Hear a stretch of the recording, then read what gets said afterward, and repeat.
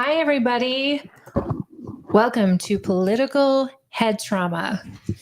This is your host, Jared Anderson, and myself, Holly, and we are very excited to be here today. We're introducing our guest today, Colby Jenkins, who's running for Congress in District 2, and he is running against Celeste Malloy. Yes. Yeah, we're excited to talk with him. I don't know why this isn't bleeding across live right now, but we'll have to see how it does. Okay, it's coming across on yours. All right, we're good. But anyways, yes, we got Colby coming on.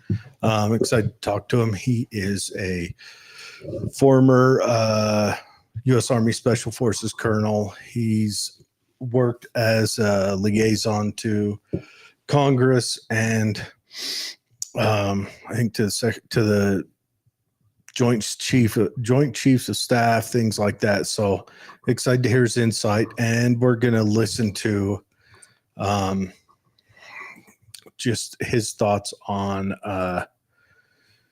why he wants to be our congressman, and what he would plan to do, his goals in that. What a resume. Yeah, I mean, Green Beret Colonel. Yeah, he's got a heavy duty resume. That's incredible. Yeah. Thank you for your service. Let's bring him in. Yep, let's bring him in.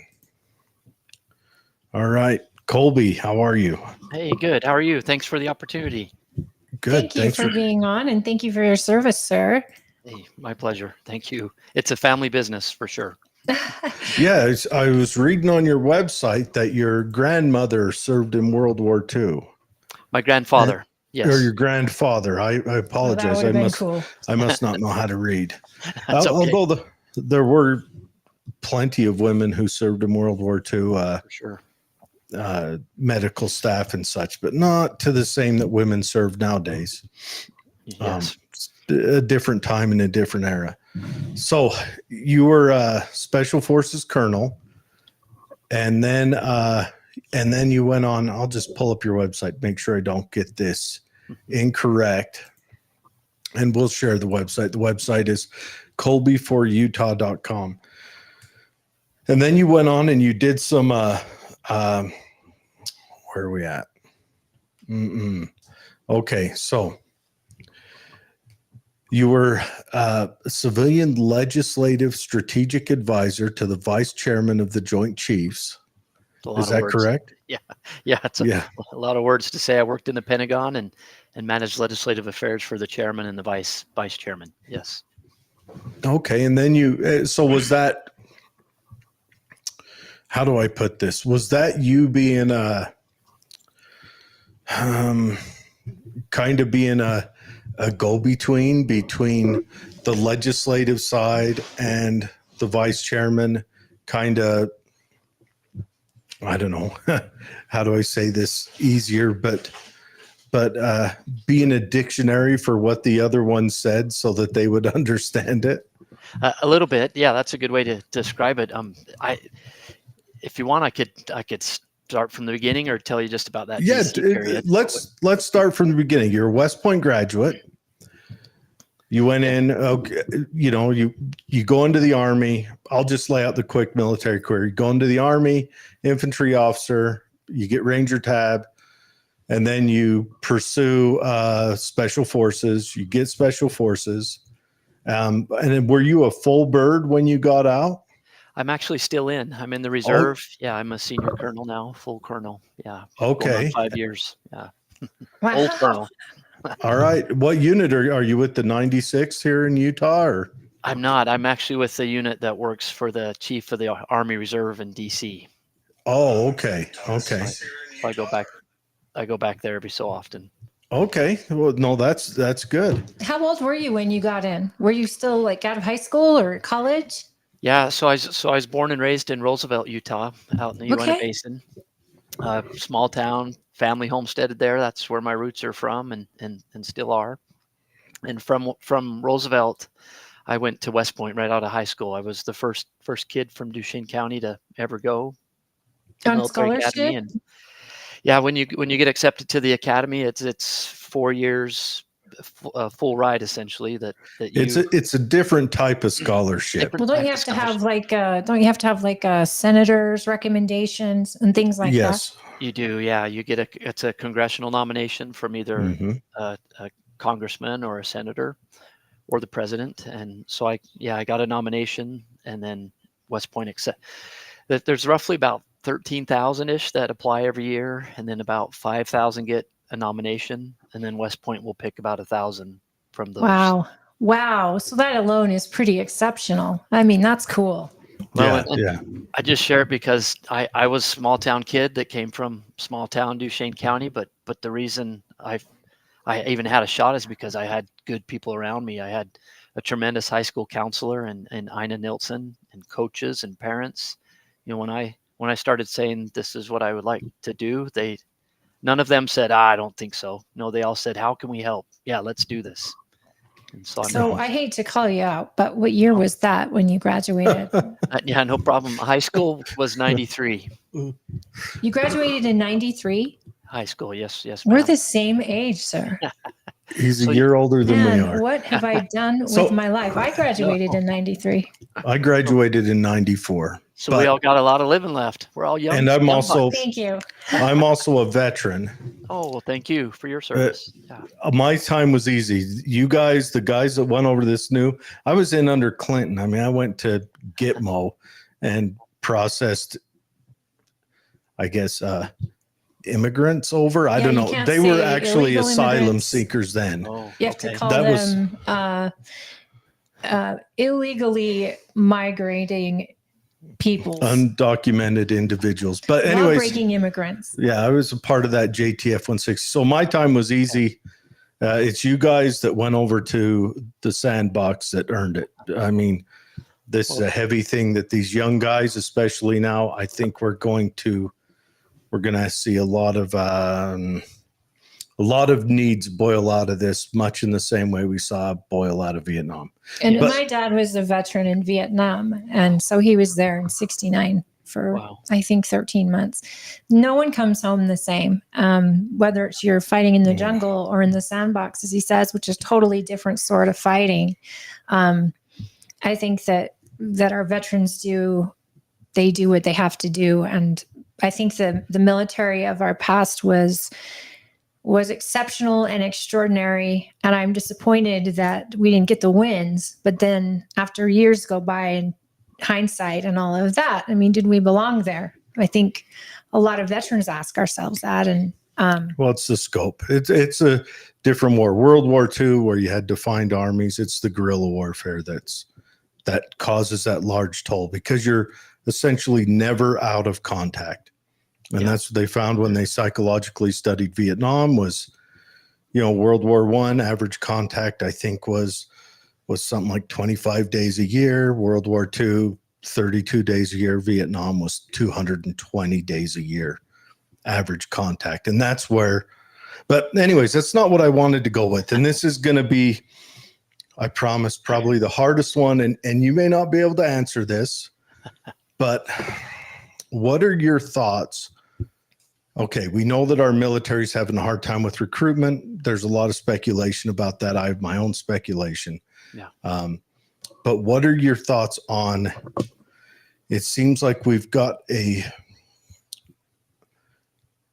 modern military leadership that's leaning into this, for lack of a better term, woke narrative that I think is one, undermining its usual pond that it fishes in, and also at the same time, in my feeling, and I may be incorrect, weakens the overall combat readiness of the military. And what are your thoughts on that? And as a congressman, you would be faced with that. You would be faced with asking the Joint Chiefs, which you probably personally know, why do you keep leaning into this when every time you lean into it, the young men from Tennessee that make up virtually, 15% of our military, when they're a state that shouldn't make up that much, decide to say, that's not the place for me. That's not a place where I'll feel valued or safe. Rural Utah, rural anywhere, the usual pond per se. is getting less and less in recruitment. Yeah. Yeah. Great question. And really at the heart of why I'm even in this race. Just some context before I answer. So my wife and I, we have 2 daughters. Our youngest daughter, Olivia, she's at West Point right now. Wow. Oh, congratulations. That's incredible. She's incredible all on her own. She's the first girl from St. George to ever go to the academy, and she's doing great. And no kid, the first one from St. George. First one from St. George. That's incredible. There's been an awesome gal that graduated last year from Hurricane. So we've had Washington County represented, but yeah, she's the first from. And the mayor, when she got accepted to West Point, our St. George mayor gave her a key to the city and gave her a great honor. And that's incredibly an honor, because having had a college down there, being a college town, you've got a lot of young people, extraordinary people. You and your wife must just be over the moon about that. It's been good, but I share that. Does she know what she wants to do military wise? She's a space science major right now, and is that it? She's always been intrigued with space, and oddly enough, West Point has more astronauts, or has provided more astronauts than any other branch in the military. That's the thing for anyone listening right now. West Point is not an Army college. It does represent the Army at the football game, but West Point is our military's college. It's everybody. So does Space Force come out of West Point?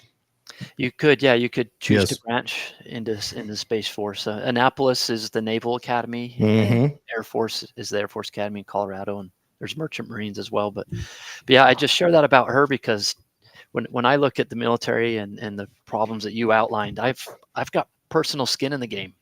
Yeah. And when you look at our military from this current administration, they've taken it from a warfighting posture to a social experimental posture. Mm-hmm. How can we, currently right now, but believe it or not, they have active policies that if you want to get transgender surgery, the military, the taxpayers are going to pay for it. And that just kills our warfighting capability. Not to mention, it makes us look like a joke on the world stage. Yeah. You'd never see this in China. You'd never see this in Russia.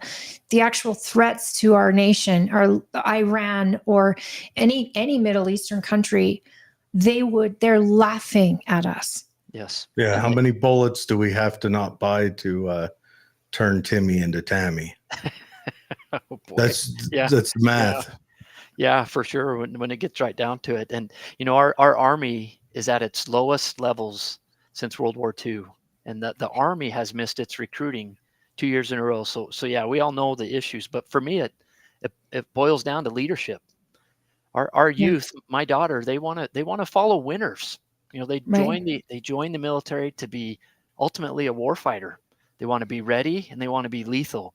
They don't want to have social experiments. They don't want to be taught CRT, or they don't want to have a chief diversity officer worrying about DEI.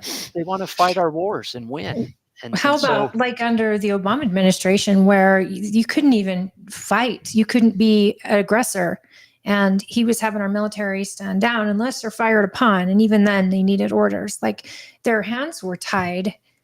And in war, America should dominate, shouldn't we?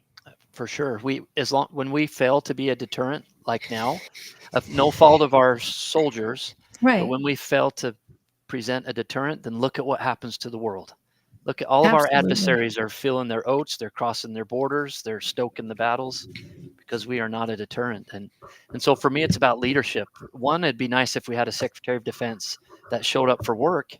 That'd be a good start. And so for me, that's back to, maybe we'll talk about this, but that's why we need to have President Trump back. That leadership matters, and all the downstream choices from a new administration, the new Secretary of Defense, new Secretary of State, all those appointees make a difference. And he didn't have a really good Secretary of Defense while he was in either, or maybe Milley is just a very political animal that once the new boss got in, he saw the winds of change and said, I'm studying Karl Marx now and I need to understand white rage. He had a lot of people in with him he couldn't trust.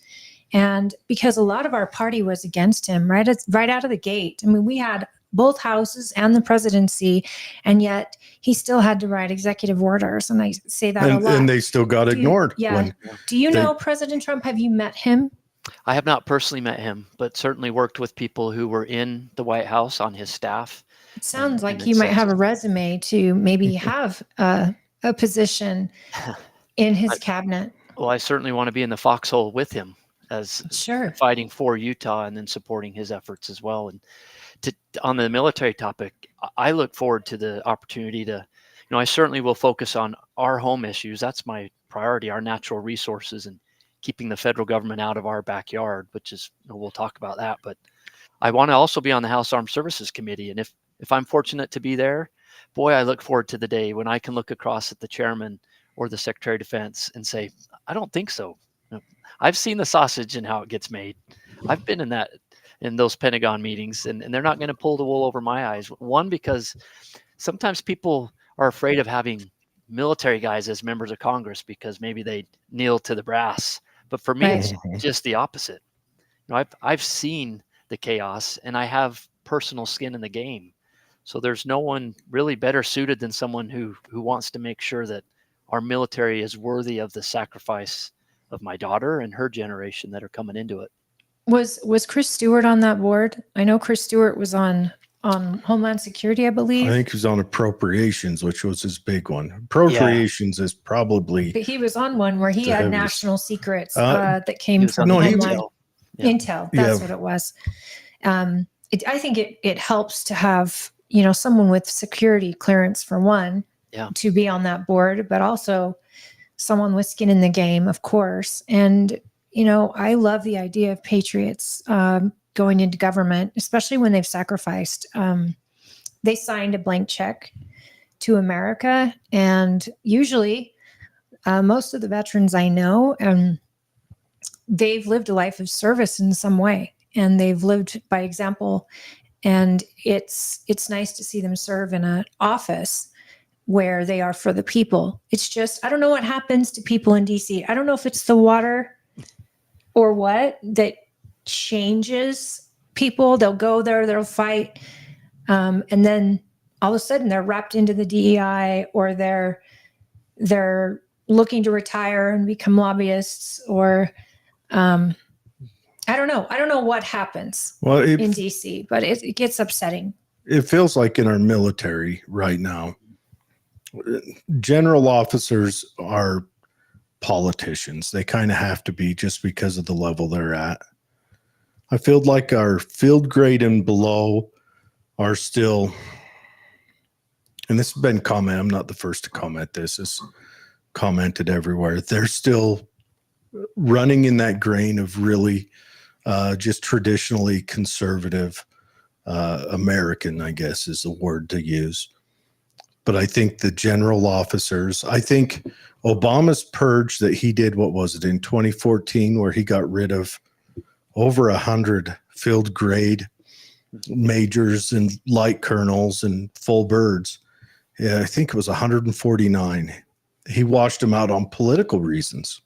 Well, and I think Biden has just done the same thing. I think we're feeling that now after the mandates and the COVID vaccine. Because when you move those colonels out, those colonels yesterday are today's generals. Yeah. And if you wash those out for political reasons, you empty out a political dichotomy you would hope for. You'd hope your nation to be reflected in your military leadership. Yeah. And I think we're paying for that now. We're seeing it. And I don't mean to disparage Milley, but the things he said right as Trump was leaving and Biden got in were concerning to me. Just knowing, one, what it'll do to, I mean, we've seen this woke agenda destroy our public education system and our higher education system. A lot of business. Do I want to see it destroy our military? Yeah. Well, and this is something I have. When you watch someone addressing the Air Force and a whole bunch of cadets, and they're obviously a man in a dress, I ask myself, like, are we living in a clown world? How are all of these smart patriots who have also signed that blank check to America, how these leaders are the ones guiding them, not only guiding them, but patronizing them for not showing more respect to the skirt of a man who's addressing them. And that's going to get people to hate me. And I don't hate trans people. I love them. I want trans people to have whatever in life they need. And usually I think that good therapy, if you don't like the body you're in, you need to figure out why. But I hate that it's turned into an accepted thing. Not only that, but it's deep in the military. And under Clinton, it was don't ask, don't tell, just regarding sexual status. And I think even that wasn't a terrible thing, because it wasn't about your sexuality. It wasn't about your gender. It's who can do the job and who can have each other's back and who can they count on when the rest of us are running for the hills. Who's standing in that line? Who cares what your sexuality is, what your gender is? Yeah. And it's just gone from don't ask, don't tell to, hey, go ahead and tell, go ahead and ask, to you respect the skirt and I still have an Adam's apple, but you're going to respect me because I am your female officer. What do you think? I mean, I don't know what you can do about this in Congress. You tell us, what could someone with your rank, with your experience, and I don't know, I don't know how much time you have, but I want to dive deep into, what your experience is, how you could bring it into Congress, because you're one of 485 people roughly. And so one of 4 in Utah. Yeah. And I mean, in Utah, I don't know what's going on with our Congress. I mean, they're not always in agreement, right? Even they don't vote the same. But representing rural Utah, I expect whoever wins that seat better be there to represent rural Utah and not Salt Lake City as a whole. We still have a small community where we still have kids going to go to the military when they graduate and do it with pride. But here we are Gen Xers going, wait a second, is this the commander in chief I want my child to serve under? Is this the policy I want them to learn under? Do I want my kid to hate themselves because they're white? Do I want my child to have to go to DEI and then get skipped over for any promotion because they are a Christian male? Yeah.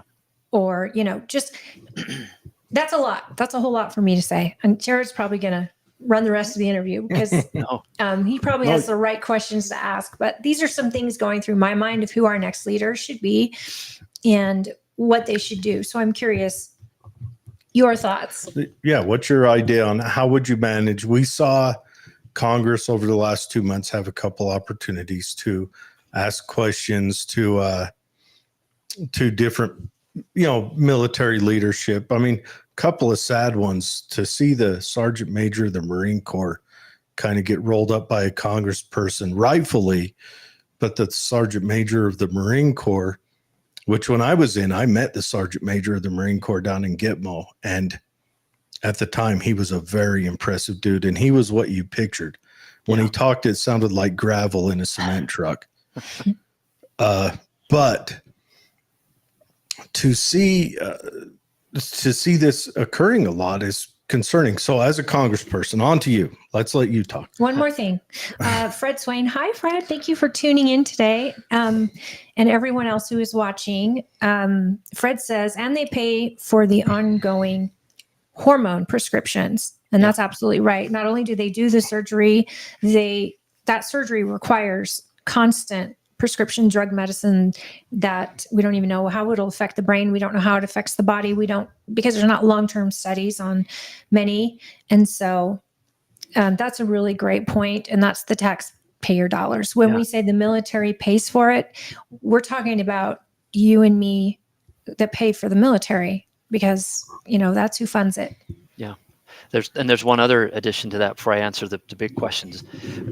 Under the Biden administration, the military also enables travel for abortions. So if you're in the Department of Defense, you want an abortion, it's not available in the state where you're stationed, then they'll pay for you to go get an abortion and travel back and forth. So essentially, taxpayer dollars are enabling abortions. And in Utah, that's not what we stand for.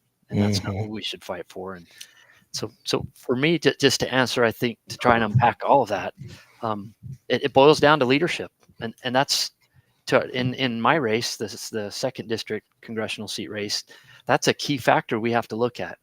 Who do you want on that wall fighting for our district? Who do you want tackling these issues that ultimately trickle down and have positive or negative effects on our water, on our land? There's so many national level issues we have to attack that affect us here locally as well. But on the military piece, as long as we have leadership that view the military as a social experiment and not a war fighting machine, then we're going to have these issues. And how I can impact that, it always comes back to funding. Congress can have an impact on that. One member of Congress can. I can find that thread and start pulling it on that DEI program or on the hormone prescription program and pull that thread. And once you start jerking on the funding thread, then people listen and people want to be attentive. They want to be accountable to the member of Congress. And so similar with veterans care. I mean, I'm a senior colonel and I get the runaround from the VA. I can't imagine, our junior service members. And so those are fights that I look forward to having, as a member of Congress. Trump was taking on the VA when he came in. And I remember Chris Stewart was a very big proponent of fixing the VA. And he said, I remember him saying, Utah's got one of the best. And that's not saying a ton, because the VA, my father died, unfortunately, of a glioblastoma. And I don't blame the VA, but I think a lot of time was driven that they should have done more focused care when they realized what they were doing wasn't working and come back in 6 weeks. That didn't fly. Yeah. And he had to finally go to a private doctor. And he was a huge fan of Trump's. And Trump, in fact, allowed veterans to start seeing private doctors and send the bill to the United States government because the VA is broken. And again, it's broken because of bureaucrats, and it's broken because there's no incentive to fix broken in the U.S. government. So if I hope we get Trump back in office, I'm putting everyone on blast. As a Republican, I'm putting everyone on blast. If Trump gets back in that office and I see one of our senators, one of our congressmen, one of any of our electeds go against his good policy, then I will create my own jihad and make sure they are fired. Because we can't have a repeat of 2016 and 2017. And we cannot, America was feared like under Reagan. It wasn't that everyone was terrified of us per se, but they didn't want to mess around and find out. Yeah. And I think under Trump, there was a lot of that. He's this crazy cowboy. We don't know what he's going to do. If he's walking into North Korea, no one else had done that. He'd brokered deals in the Middle East, peace in the Middle East. Are you kidding me? And no one had ever done that. And he didn't start a war. In fact, he tried to get one finished. I want someone in office that's going to guarantee they will support good policy. If it's good policy, I don't want tyrants. I want him to be a tyrant. I don't think Trump is a god by any means, or I don't also think he's a dictator either. I think he's got extraordinary ideas that are America First principles. And I hope that other congressmen with the power of the purse will not only audit what's going to our military funding, but they're going to audit what goes to the FBI. They're going to audit what goes to the CIA, production, and basically profit and loss. We got to see where the money to Ukraine has gone. How are we funding such a losing battle? We know where that's going. Why are we? It looks like laundry. It looks like money laundering. 50% for the old man, for the big guy, and then you've got to peel off. Then you've got Act Blue's got to get its cut, and then. Do you think it's any coincidence the current SecDef used to be on Raytheon's board? We keep hitting that, don't we? Yeah. It seems like we have a revolving door on this stuff. Yeah, unfortunately, we saw that with our own. Chris Stewart was I'm not here to disparage, but just the reality is, I mean, 3 days after his last day in Congress, he opened up Skyline Capital. You can Google that.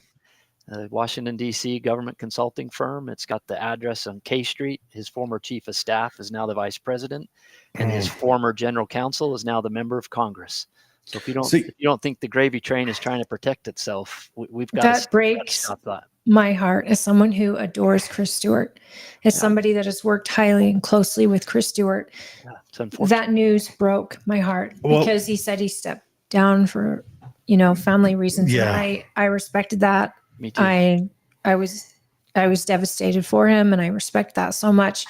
But when this news came out and it was said to me, I think, was it on the show that someone actually said, don't you know that Chris Stewart and I was like ready to go to war? But they weren't wrong. I'm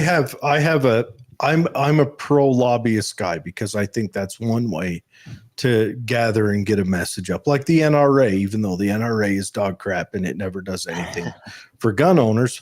The gun owners of America, like the gun owners of America, that is a lobby group that they fight to stop the ATF from kicking your door down and throwing you in jail because you bought a Red Ryder BB gun 8 years ago and it rusted out in the backyard, whatever the ATF is dreaming up.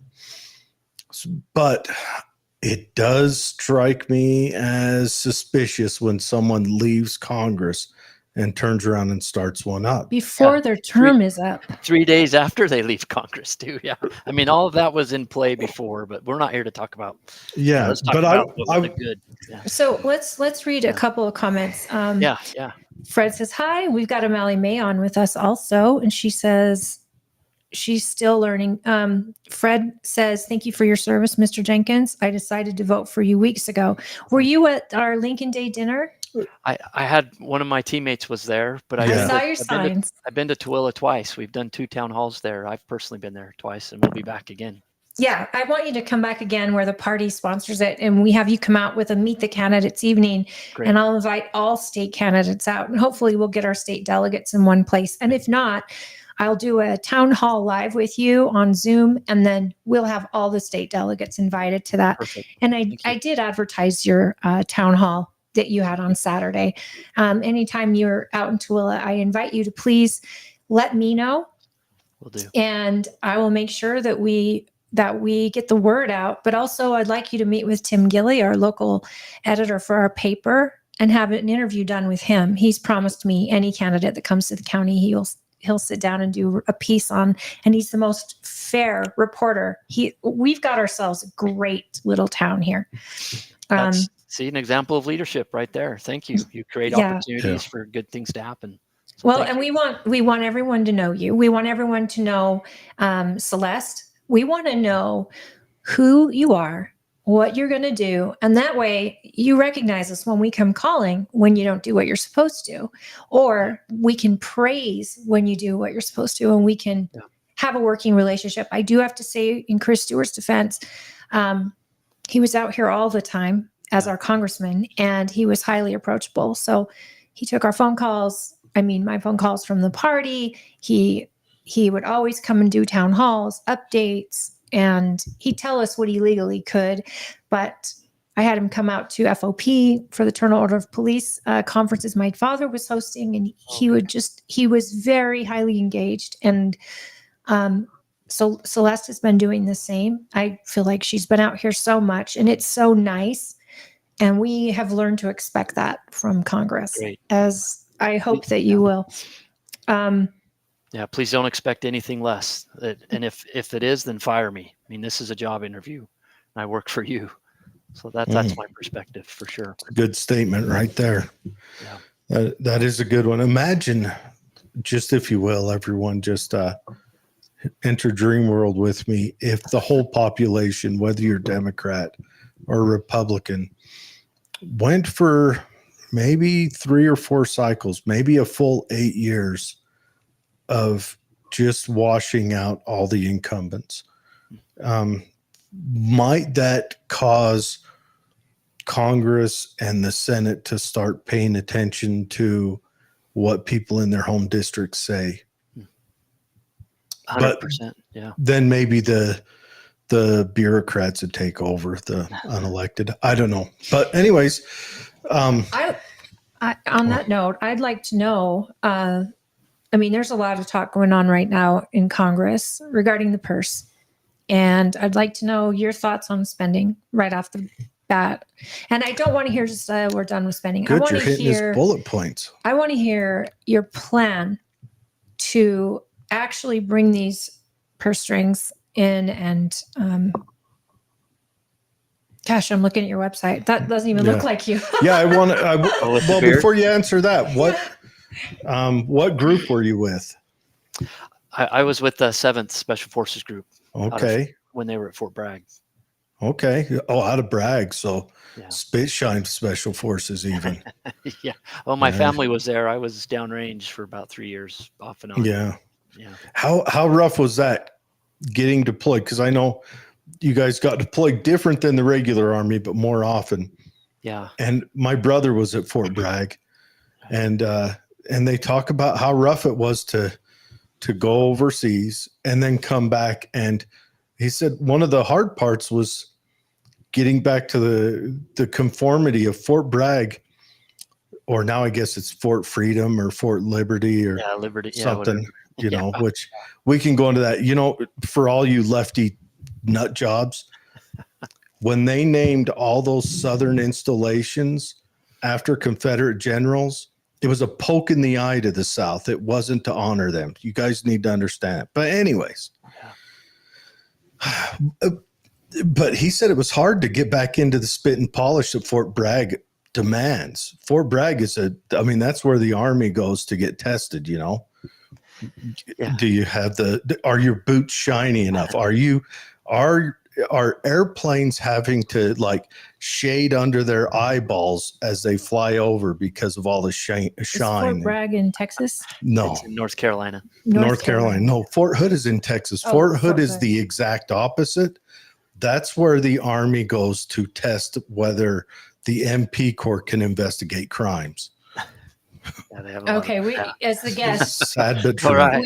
will you tell us your plan as far as the purse strings and how far are you willing to take it? Are you willing to defund agencies if they don't comply? I mean, we've got bureaucrats running this country right now, bureaucrats that outlive you, me, presidents, senators. I mean, they're always there. And when they're called upon in front of Senate or Congress, they don't have the notes. They're required to answer questions and they shuffle, and it looks like political theater. And I know most everyone within the sound of my voice is so sick of the norm, and we're sick of the political theater. We want to see action. We're tired of playing defense as Republicans all the time. Defense, defense, defense. And yet we also are ready to shake it up and let's see what happens if we stop being ignored by our government. As Jared said, we have to make an impact. And I'm wondering, what impact are you going to make? Yeah. So when I approach any vote or decision on your behalf, there will be 3 lenses that I'll be looking through. One is limiting government. Am I voting to grow government or limit it? And I better not be voting to grow it, because if I am, then I better be subtracting from somewhere else. And an example of that is especially in the Pentagon, if the procurement system is just completely broken. It takes us 20 years to build a new airplane. So rather than fix the procurement process or defund it, they simply put a Band-Aid on it and create now a rapid agency or an innovative department. And they put 4 or 5 Band-Aids on what was ultimately broken down below. They just call it a different name. And they'll stand up. Or they start a whole new. Do doors fly off when you're in midair, like they are with the Boeing? Yeah, that's hilarious. So you got to check. You got to check up the chain of command of different bureaucracies and come back down. Good heck. So for me, I'll be asking myself if I'm casting a vote to grow anything or create something new, my first reaction is going to be, well, what isn't working, and how much are we funding it? Because let's either fix that or let's defund it before we grow anything new. So limiting government will be top of mind. Fiscal responsibility, fiscal conservatism. Am I voting to spend new money, which we don't have? So I better not be voting that way. But if I'm being asked to vote to spend new money, it's going to be at the cost of something else. So, for example, we have 80,000 plus new IRS agents. Right. If we're going to Armed spend, IRS agents. yeah. So there has to be what's called a pay-go.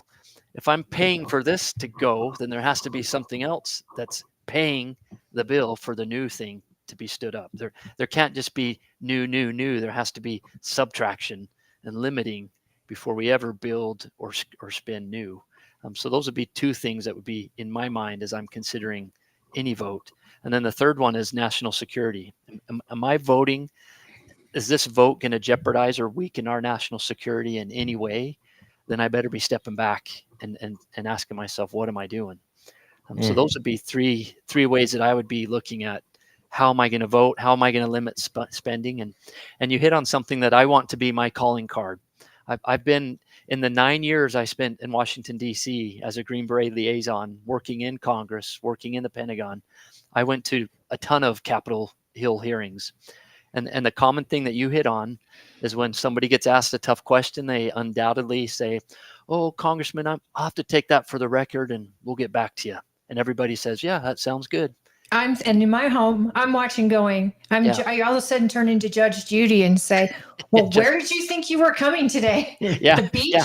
So those answers never see the light of day. So for me, as a member of Congress, if I'm sitting and the Secretary of Defense gives me an answer like that, or anybody that's accountable to you, my constituent, and they say, oh, we'll take that for the record, then my response will be, great. Where are you going to be for breakfast tomorrow? Where are you going to be for lunch tomorrow? Those 10,000 people that work for you, they can help you get that answer and we'll get it tomorrow. Oh, you're not available tomorrow? I'm just going to drive. Why don't you use that little device that everybody has and send a text to the person who knows so that we can get this answer now for the people? For sure. So I'm going to be speaking with the fury of the 800,000 from our district and not going to sit until we get the answers we're asking for, because I've seen it. I've seen that game played and I'm not going to play it.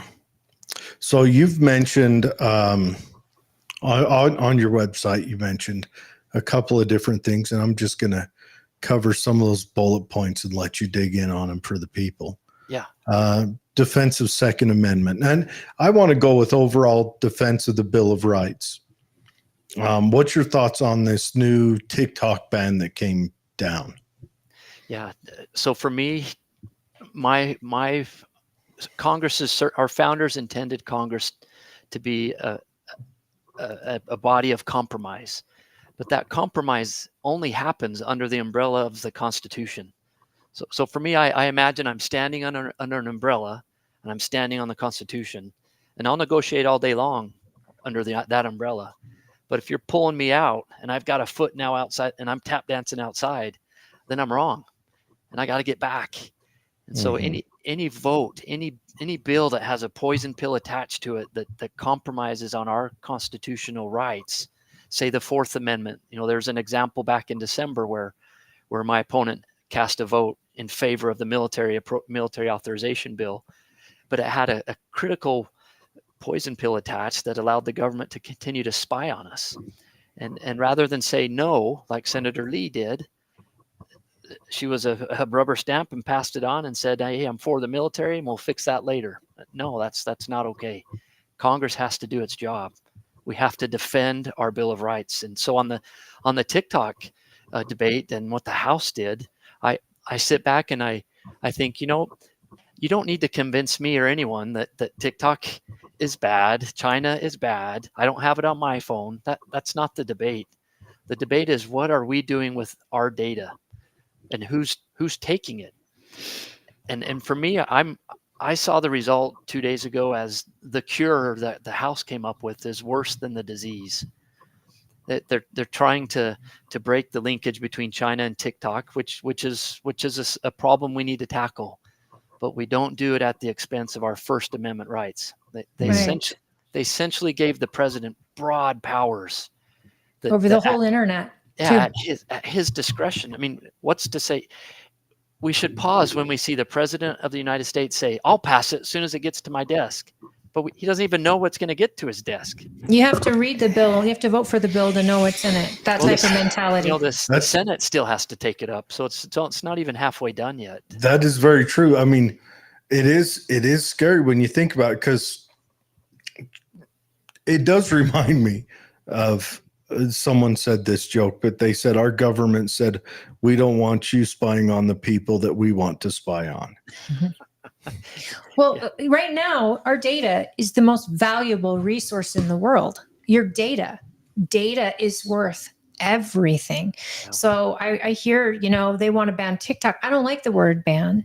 I mean, I'm an American citizen. I choose not to have TikTok. I also choose not to be on Instagram that often, but my data is not even mine. I would love a bill that says private companies have to pay you if they use your data. That's what I would like. So just like a royalty, I get a check every time somebody uses my data to sell on an email. Could you imagine?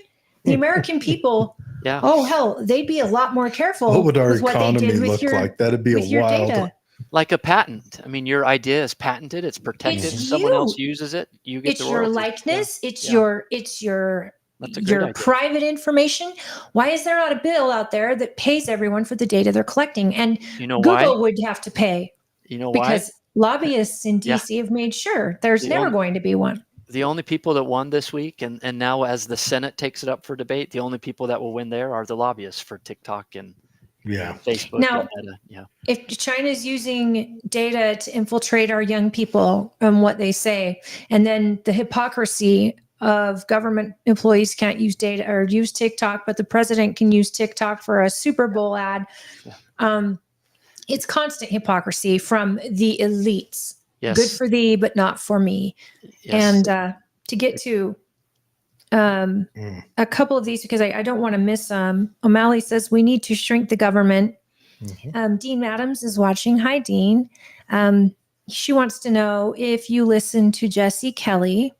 Do you follow Michael Yon? And who would you like to see as governor? Yeah, I don't know. Jesse Kelly's a podcaster. Michael Yon, interesting guy. He is an ex-Green Beret as well, who's now a journalist who he's known for doing a lot of work in Japan, Hong Kong, China-related work, but lately he's been hanging out down at the Darien Gap in Panama, paying attention to the crossings that are coming across there and reporting on Y-O-N, Michael Yon. Yeah. Okay. And Fred says exceptional 3-lens process. And O'Malley says, I think we're well past the infringement of the Bill of Rights, slippery slope, egregious. And I also want to know about this damn Patriot Act. And it was Republicans who brought it in, and it was all brought in under fear. And Obama said it was a joke, and it was against our civil rights, and it was terrible till he got in, and then he expanded it into the huge. I mean, we have the facility, where the NSA is spying on Americans, and now it's even getting more intrusive into our private lives. I mean, I play on Activision. I play Call of Duty, and right there before you start playing, Activision says, we are monitoring every one of your private chats. You will be suspended or you will be kicked off of the platform if you do this, and this. You can't appeal it and you can't fight it. So if someone accuses you of something, you pretty much just lost the hundreds of dollars you spent over the years in this site. And I get that. That's a private business. But the software to be able to listen in, I mean, they're not intrusive. What about the Fourth Amendment? I mean, our government can legally break the Fourth Amendment every day. And they do. Yeah. Senator Lee called that out. Yeah. Yeah. It's not even in potential terrorism now. They've got air marshals have been following around people that were in DC in January. They weren't even at the Capitol. They were probably visiting wherever in DC, getting followed around by our air marshals. And meanwhile, the people who protect our federal buildings are catering to the immigrants that are at the border. And yet, where's our national security? And why are you so focused on domestic terrorism when there's real terrorism outside those walls just flooding in? Yes. Yeah. Where do you want me to begin? I want you to fix it. So fix it. How do we fix it? And the choice our constituents have is leadership, judgment, and accountability. Who are you looking to that can bring that to represent our second district? Who's going to fight for you as a patriot and a warrior on not only national level issues, but for our water and our land? You can bet I'm going to fight for that. You can bet I'm going to go to the BLM and jerk their funding and get their attention and make sure they're not. He said Bureau of Land Management, folks, just so that you don't get confused and tomorrow you have a picketing line out in front of your house. Oh, yeah. Oh, I see what you're saying. Yeah. Hey, do you want to, I know Celeste has got the specialty when it comes to environmental, and she's fought for cities like St. George and for Twilla County, and she was doing that well before. She does have that specialty for rural communities and the federal lands and water rights and things like that. Where do you see yourself as far as federal lands as an issue for District 2? And all of us, I mean, our county is 88% owned by the federal government. Yeah. So we have to grow up, not out. And we aren't paid fairly for the land. It's PILT, which is not promised. It's given to us like a gift that we've earned somehow, or they may not give it to us. It could be pulled. That's payment in lieu of taxes for anyone that doesn't know that. And it's cents, pennies on the dollar. Cities like Wendover, Utah they're blocked in by BLM land. They cannot expand. Families have to separate. Their own kids can't live and work where they grow up, unless they live in the Nevada side. And even then, it's still pretty dense what's available over there. So where do you see you could help as far as for our federal lands? Yeah, thank you for asking that, because that is a key question. Look, there will be no daylight between me and the work that's already been done. Of course, I'm going to fight for our water and our land. Of course, I'm going to do that. There's no question that will happen. The question is, who can you trust to do it? Who has that leadership, that expertise, that accountability, the ability to actually fight at the federal level to keep the Bureau of Land Management and other federal overlords out of our backyard?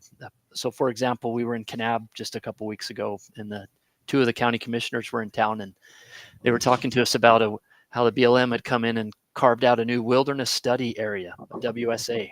And that county had no input into that. They were now all of a sudden grown. They were all just now fenced off, lost access, lost control. So for me, I ask, if we are doing such great work battling for our land and water, why is this still happening at the federal level? Why are we doing studies on how Mormon beetles mate and then cannibalize? Like, why are shrimp on a treadmill? Why are we funding this crap? Yeah. Why are we funding this crap? So I go back to your question. If she has already been working on this for years, why is it still a problem? Why are we still getting our lunch taken by the federal government? I respect the results that have happened, but we've got to do better. And you've got to ask yourself, where's the leadership been on this issue? What kind of leadership do you want going forward? Who's going to be that fighter, that warrior that's going to be the final barrier between the federal government and you? Who's going to make sure that the county commissioners have the decision space they need to do what's best for us? That's not the federal government. And you need a warrior, you need a fighter who can fight that fight and keep them out of our backyard. Well, to be fair, Celeste has only been in office for 4 months, 5 months. But she's had 4 years of working on this as well before. Would you say then that Chris Stewart did not fight? I mean, do you see that you could do a better job than Chris Stewart did? No, I'm not besmirching his work at all. I'm sure there were victories along the way. I've seen the good that has come from that. I'm just saying there's going to be no daylight from the success we've had before. I can appreciate that. I also know that it's hard when it's one person and the county in Salt Lake and the representative in Summit, all different issues. Water is something we all have. It's Utah, we're the desert, but federal lands, Utah, were owned by the federal government, and west or eastern states can't even fathom it. They can't fathom what it's like. I mean, maybe 3% of some states, but we're out here in the West and we're 80, I think overall 82% federal government. And when we talk about getting our lands back, a lot of people get in their heads that we're going to have oil rigs on every single, in canyon lands. Just And where there's oil, people.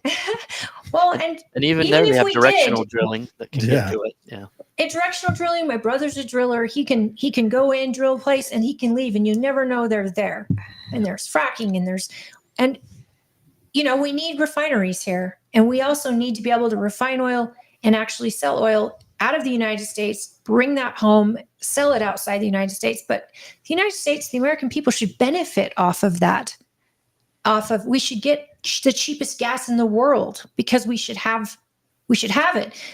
I'm not saying don't drill on our federal lands. You don't have to drill in canyon lands or in these special Unless there's parks. But even then, go under it. It's pretty basic. But a lot of people don't know how vast Tooele County's ground is. We're the second largest county in the state. It is so much BLM land, and we've got businesses out there.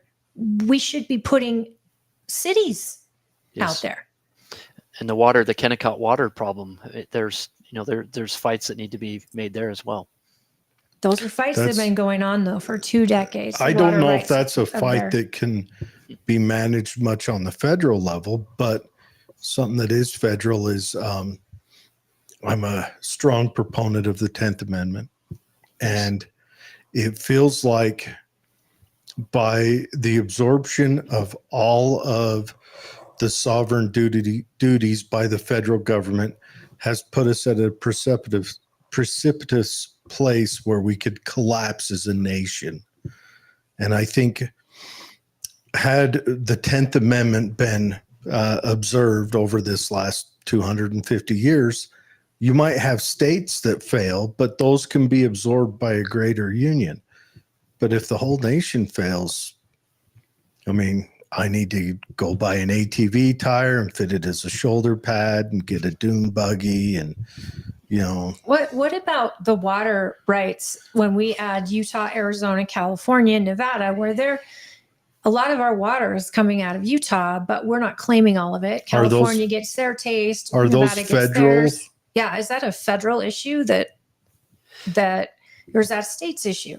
It's a little bit of both. The federal representative can work to keep the BLM in check, so that they're not overreaching or creating restrictions that our local leaders can no longer work reasonably within. And then I can work also with my counterparts, Arizona, California, making sure to keep them in check so that they look outward instead of upward to us. And I can support projects like here in St. George, the Water Conservancy District manager. They're focusing on all the water that's cleaned, and rather than just sending it down the Virgin River to California, let's put it in a new reservoir. Let's hold it here and have that water reuse. Why doesn't California build reservoirs, especially in the rainiest season in forever? They count on Utah for water, and they're taking it's our for rights. Communism. We can't do that for communism. They've got this big blue thing to their west called the ocean. Why don't they start looking that way? Yeah. It's true. If you're worried about water levels going up, then why aren't you, getting salt out of there and using the ocean? It's insane. And all of this is insane. And O'Malley said, this is probably a reflection of a lot of people right now. I'm sorry, but I have a hard time believing we can save the Titanic, and I have a hard time believing we will even have an election. It's not that I won't continue to do as much as I can, but we're in a serious trouble in this country, and we're in late stage Rome. And I think that Jared is in the same mindset. It's like a black pill where we're going to just see how this crumbles, because we've got ourselves into such a pickle, and we've made kings out of politicians. And a lot of us, are working as hard as we can to try to get good people in there, hold them accountable. But so many people are just going to sit back and watch it burn, because it's going to take, if COVID didn't bring down the silent majority to make them actually mad enough to stand up, and the BLM riots didn't do it, and the election of 2020 didn't do it, or COVID especially, What is it going to take to wake America up and take their country back?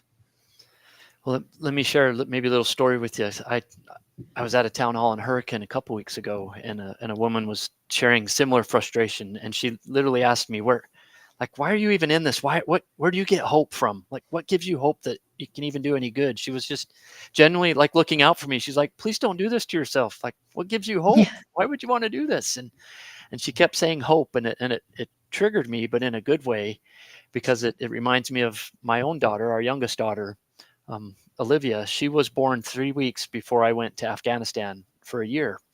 Wow. And we knew, that she'd be born and I was going to leave. And so we named her Olivia Hope Jenkins in the hope that I would return, that I would be able to be her father, that I would survive that deployment, that combat deployment. And I did. And now 20 years later, she's now wearing the uniform. And when I am asked what gives me hope, well, one, I have my own literal hope in my family, my daughter, but the generation that she represents, she's one of about 900 cadets. And then across our nation, there's hope in that generation that's already raised their hand to support and defend our Constitution. And so for me, I want to fight so that they have leadership, that they have policy, they have funding, they have the resources they need that's worthy of their sacrifice. And so that's a little piece of why I'm in this race, and where I draw hope that ultimately in God we trust. In God we trust. We have to put our faith in what we put our hands over our heart and say. And that's what's going to carry me forward to hopefully earn your vote and be working for you. Okay, that makes me emotional. Yeah. Because Holly's going to have to take a minute. Okay, we've had someone ask, we have a lot of people out this way that aren't pleased with Dan Crenshaw. If you're a gun rights advocate, Dan Crenshaw is Voldemort. And Dan Crenshaw isn't an overall negative on everything. Oh, but he did the switch. But he is, he didn't do the switch. He is That's a good point. a Bush era Republican. He's Establishment. He's a put America boots on every ground Republican. And there's a lot to be said about that. The United States, being a strong force in the world, has provided the world with this sense of security it's had for commerce for the last 40 years. I mean, essentially since about the time World War II ended, it really became, the world changed. The first time in known history that you had this ability to have world commerce at a safe level, where there wasn't state-sponsored piracy and all that. And we are drawing back from that. And I think we're drawing back from that because the people don't want to continue to financially support that when the rest of the world benefits and then calls us evil for it. Yeah. Which is also understandable. But Dan Crenshaw has supported a lot of big government restrictive plans. Red flag laws getting pushed through is the biggest one that comes to mind. He's in Texas, right? Yeah. He pushed national red flag laws. Oh, no. I just mean that's where he's out of, which is even more of a slap in the face to Texans, because Texas is not the gun-loving place they like to claim. We had it first. The county that he won is, and that's why, like, it was a shock. It's like he went to D.C. with one impression, and why it made such national attention when he started to talk red flag laws. Because, like, my biggest argument, even Chris Stewart brought it up to a town hall here in Davis, because Davis County was very blue. And he said, and they wanted red flag laws. It was after a shooting. And he said, well, I'm willing to consider it. And I said to him, Chris, you can't imagine. Have you never been in a bad relationship? Have you never had anybody accuse you of something that's not true or false, that could hurt you because they hate you? Yeah. Red flag laws have so much opening for corruption, where an ex-girlfriend can get angry and accuse until someone's been tried and actually given a jury. And, if they're violent, of course we want it to take their guns. If they're going to hurt themselves and they consent to hold their guns, or whatever, that's a different story. But it doesn't feel like those are the people who are causing problems with their guns. The people causing problems don't usually tell anybody, and they have mental illness, which needs to be addressed. And in my opinion, mental illness is the biggest problem facing Americans right now. And it's not getting better. It's getting worse. Now we're sitting down with people who are mentally ill and we're praising them for it. We're encouraging it. It's joined our military. It has in every branch of government. It's in everybody's workplace, and it's in every kid's school. And it's gotten out of control. And I wanted to say what made me emotional about what you just said is it's really, really hard in this day and age to get people to have hope, because what we see every single day is political theater, and we are dismissed. We are the unwashed masses who work our butts off from morning till night to be taxed from the second we are old enough to have a job to the well after we're into the ground. And people like you and people like my father and Jared, who served the country, are getting the shaft. They are getting mediocre health care. They are homeless. They are starving in this economy, and we aren't even taking care of them, let alone life has no value in this new generation. They're learning that a child in the womb is nothing but a clump of cells, could turn into a Volkswagen for all we know if you let it cook, and that our elderly are not valuable. And it's just so frustrating, because how do you defend it and try to give hope to people? And for my job, I have to, because if what I'm doing means nothing and there's no point in it, then I'm sacrificing so much for so little. So I appreciate the way you describe that, because my why is my children and my parents and what they taught me. And I want a good future for my parents, and I want my children to be good stewards of this nation and to be patriotic just as much as I want my neighbor and even people that are Democrats or independents or whoever. I want God back in this country, and I want it to be unapologetic that we are doing this because it's the right thing to do, and not because we're greedy bastards who gain something. And so I appreciate that. I'm never emotional. I don't know if I've ever been emotional on the show. But you mentioned your daughter in West Point, and that's her soft spot. Yeah, I dig it. So it says one of your priority bullet points is the Second Amendment. So how fast would you push to get rid of the NFA for me, please? NFA. National Firearms Act. Oh, okay. Yeah. I need to get smarter on that. So tell me what the NFA. The NFA was written after the St. Valentine's Day massacre, where the guys got shot in the alley by Thompsons. Anyways, what it did is it's the act that restricts type of weapons you can own and all that. It's kind of a joke point, but I really want you to get rid of it. Yeah, I do, because that is what the ATF leans back on when they want to change a law. They'll read that NFA and say, where can we interpret this different than we did last week? But this is what pisses me off, because you're not wrong, but the ATF has no business writing laws. Yeah. They don't write them. They just interpreting. Yeah, exactly. Yes. They are bureaucrats. They're not elected. There is one body that is to do those laws, and people in agencies like the ATF, FBI, they write their own, and then they turn Americans into felons overnight by these. Yeah. And yet we're supposed to go, oh, it's fine. It's fine. I mean, I haven't mentioned guillotines yet on the show. We're an hour and 10 minutes into it. Hour and 10 minutes in. He mentions a guillotine in every episode. It's like, I can have a little take them out. Right out front. I have a little toy guillotine I even play with sometimes. But anyways, no, Second Amendment, like, what's your stance on that? What would you I mean, let's go with the reality we live in right now, not Jared's dreamland. What would you go there and fight for Second Amendment wise right now? So just getting back to Dan Crenshaw, I want to address that.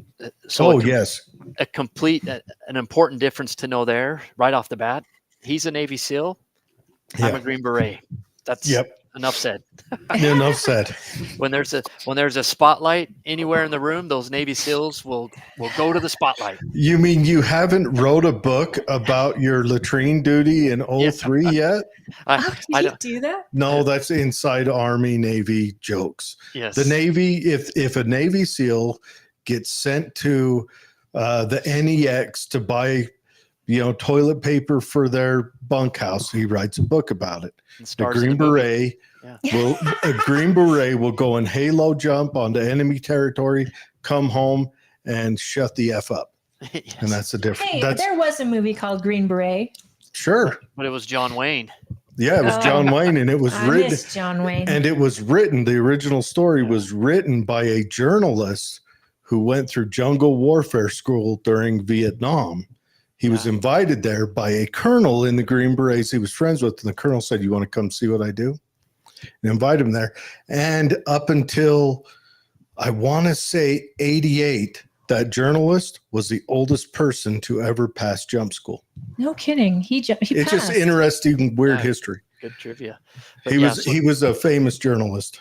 I think the same guy, Fear and Loathing in Las Vegas. He knows way too much about history. So but go on. He loves history. So just to put a bow on the Dan Crenshaw piece, he was the last member of Congress that spoke on the TikTok ban. He was the one that closed out the debate, and he basically told everyone, if you don't pass this, then you're supporting China. And I just shook my head and said, pump the brakes, brother. Why don't we worry about our First Amendment first? Yeah. It's a tough argument, right? It is, because China it is an abusive spyware that China has. It is. Yeah, we're not debating that. But we don't know what spyware is involved in Google or Facebook or any of these others. We'll be getting to Google in a minute. Don't you dare bring that out yet, because I want to drop that bomb on her. But what I want to say is, do we want to encroach on people's First Amendment? That's a First Amendment done. They're giving up their information voluntarily. Right. Do we want to encroach on their ability to do that? Or their ability to not do it. I mean, it's still free to own TikTok. And that's where I'm at. And aside from the law giving the president powers to do anything else, I lean towards an absolutist on the First Amendment. I think it's the most important one. Yeah. And one key thing to remember in this debate is we don't defeat China by acting like China. Amen. That's why we're different. That's why we're different. We don't take detainees and do, we're Americans for a reason. And when the government says national emergency, we got to hurry and do this. We need more power, special powers. Trust us. Then we should pump the brakes and say, I don't think so. And that's what happened with this that we saw. Everyone rushed to. How come it all of a sudden came to a head magically? It's national. And the president says, I'll sign it. Well, like Senator Lee said, he said, when we see the government claim national emergency, need more powers, then we should all be suspect. We should be terrified because we saw our economy get destroyed when it was 15 days. What was that? 3 years ago? 4 years ago today. Spread, yeah. Wow, 15 years. Or 15 days became years. Yeah. And though Trump wanted to open at every turn, Fauci was stabbing him in the back.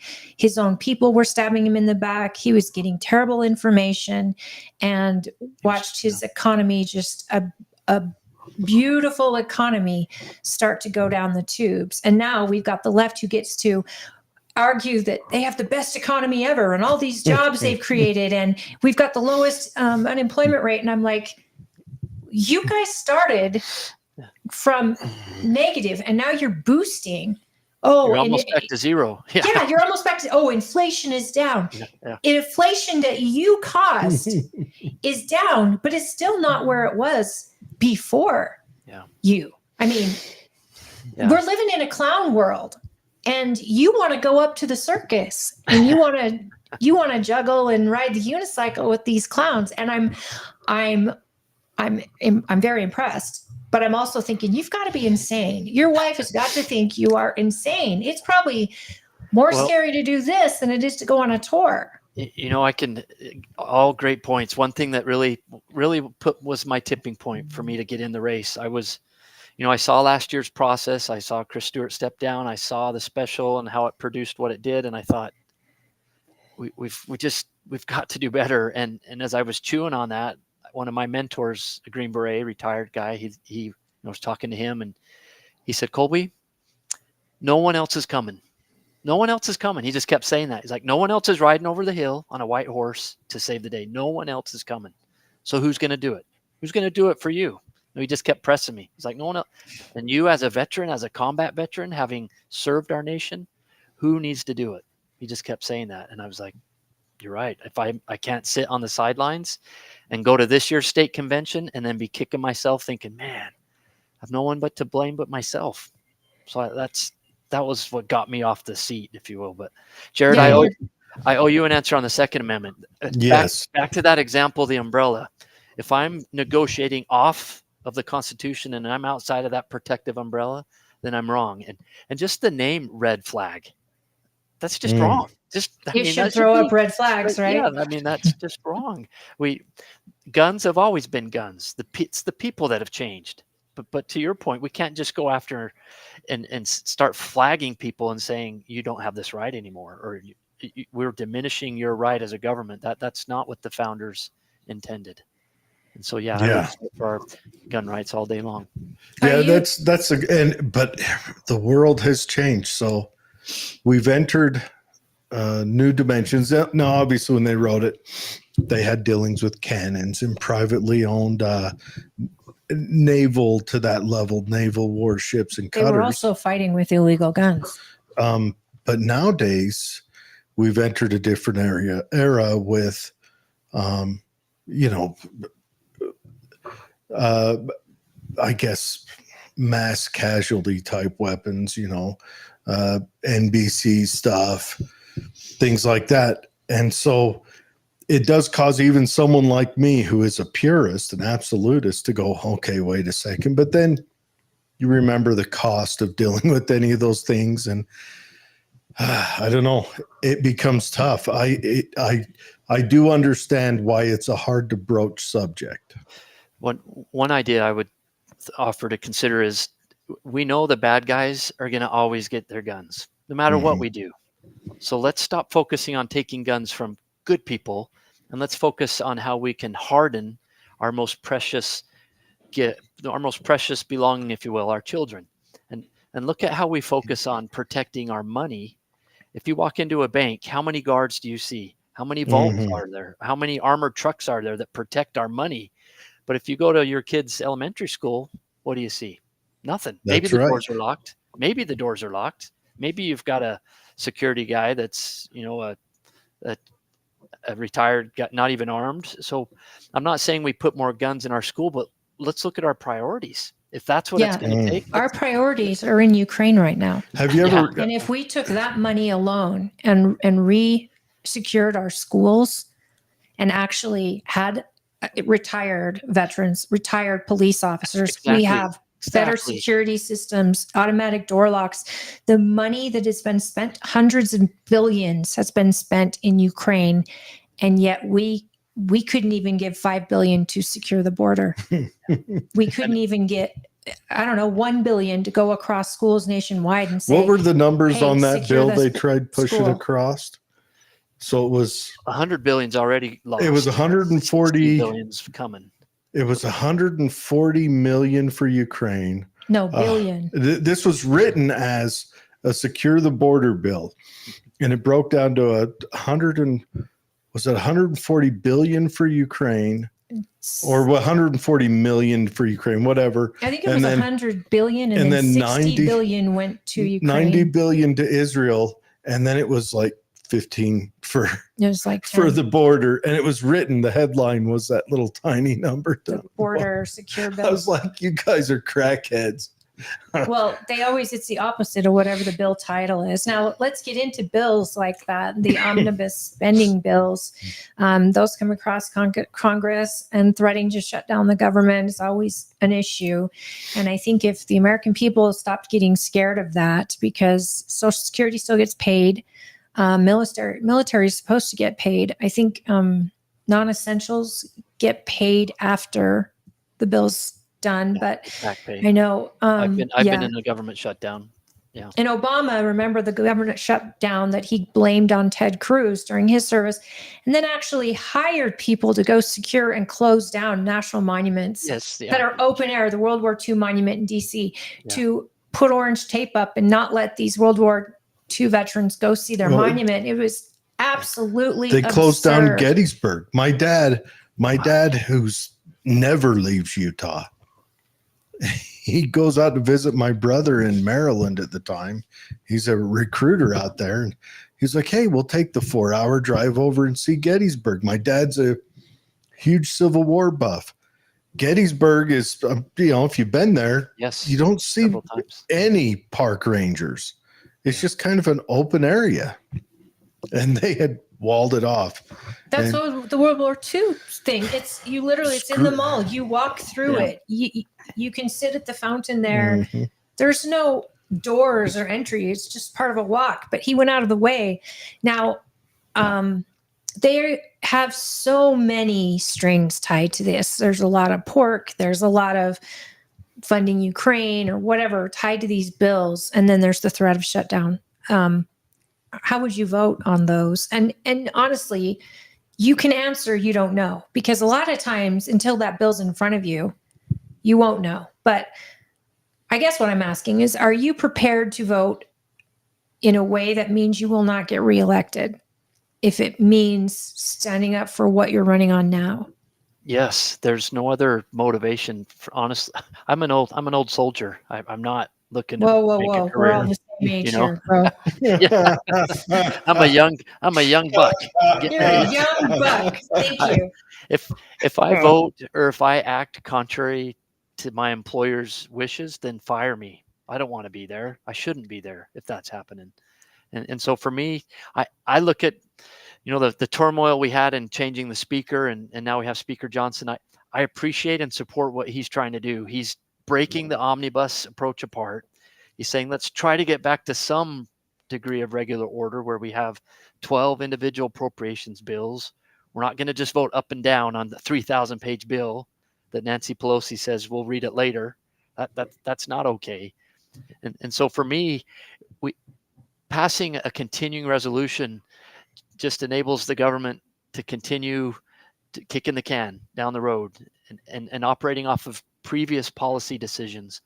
So for me, if I have to vote to shut the government down, I vote to shut the government down to get us back on track.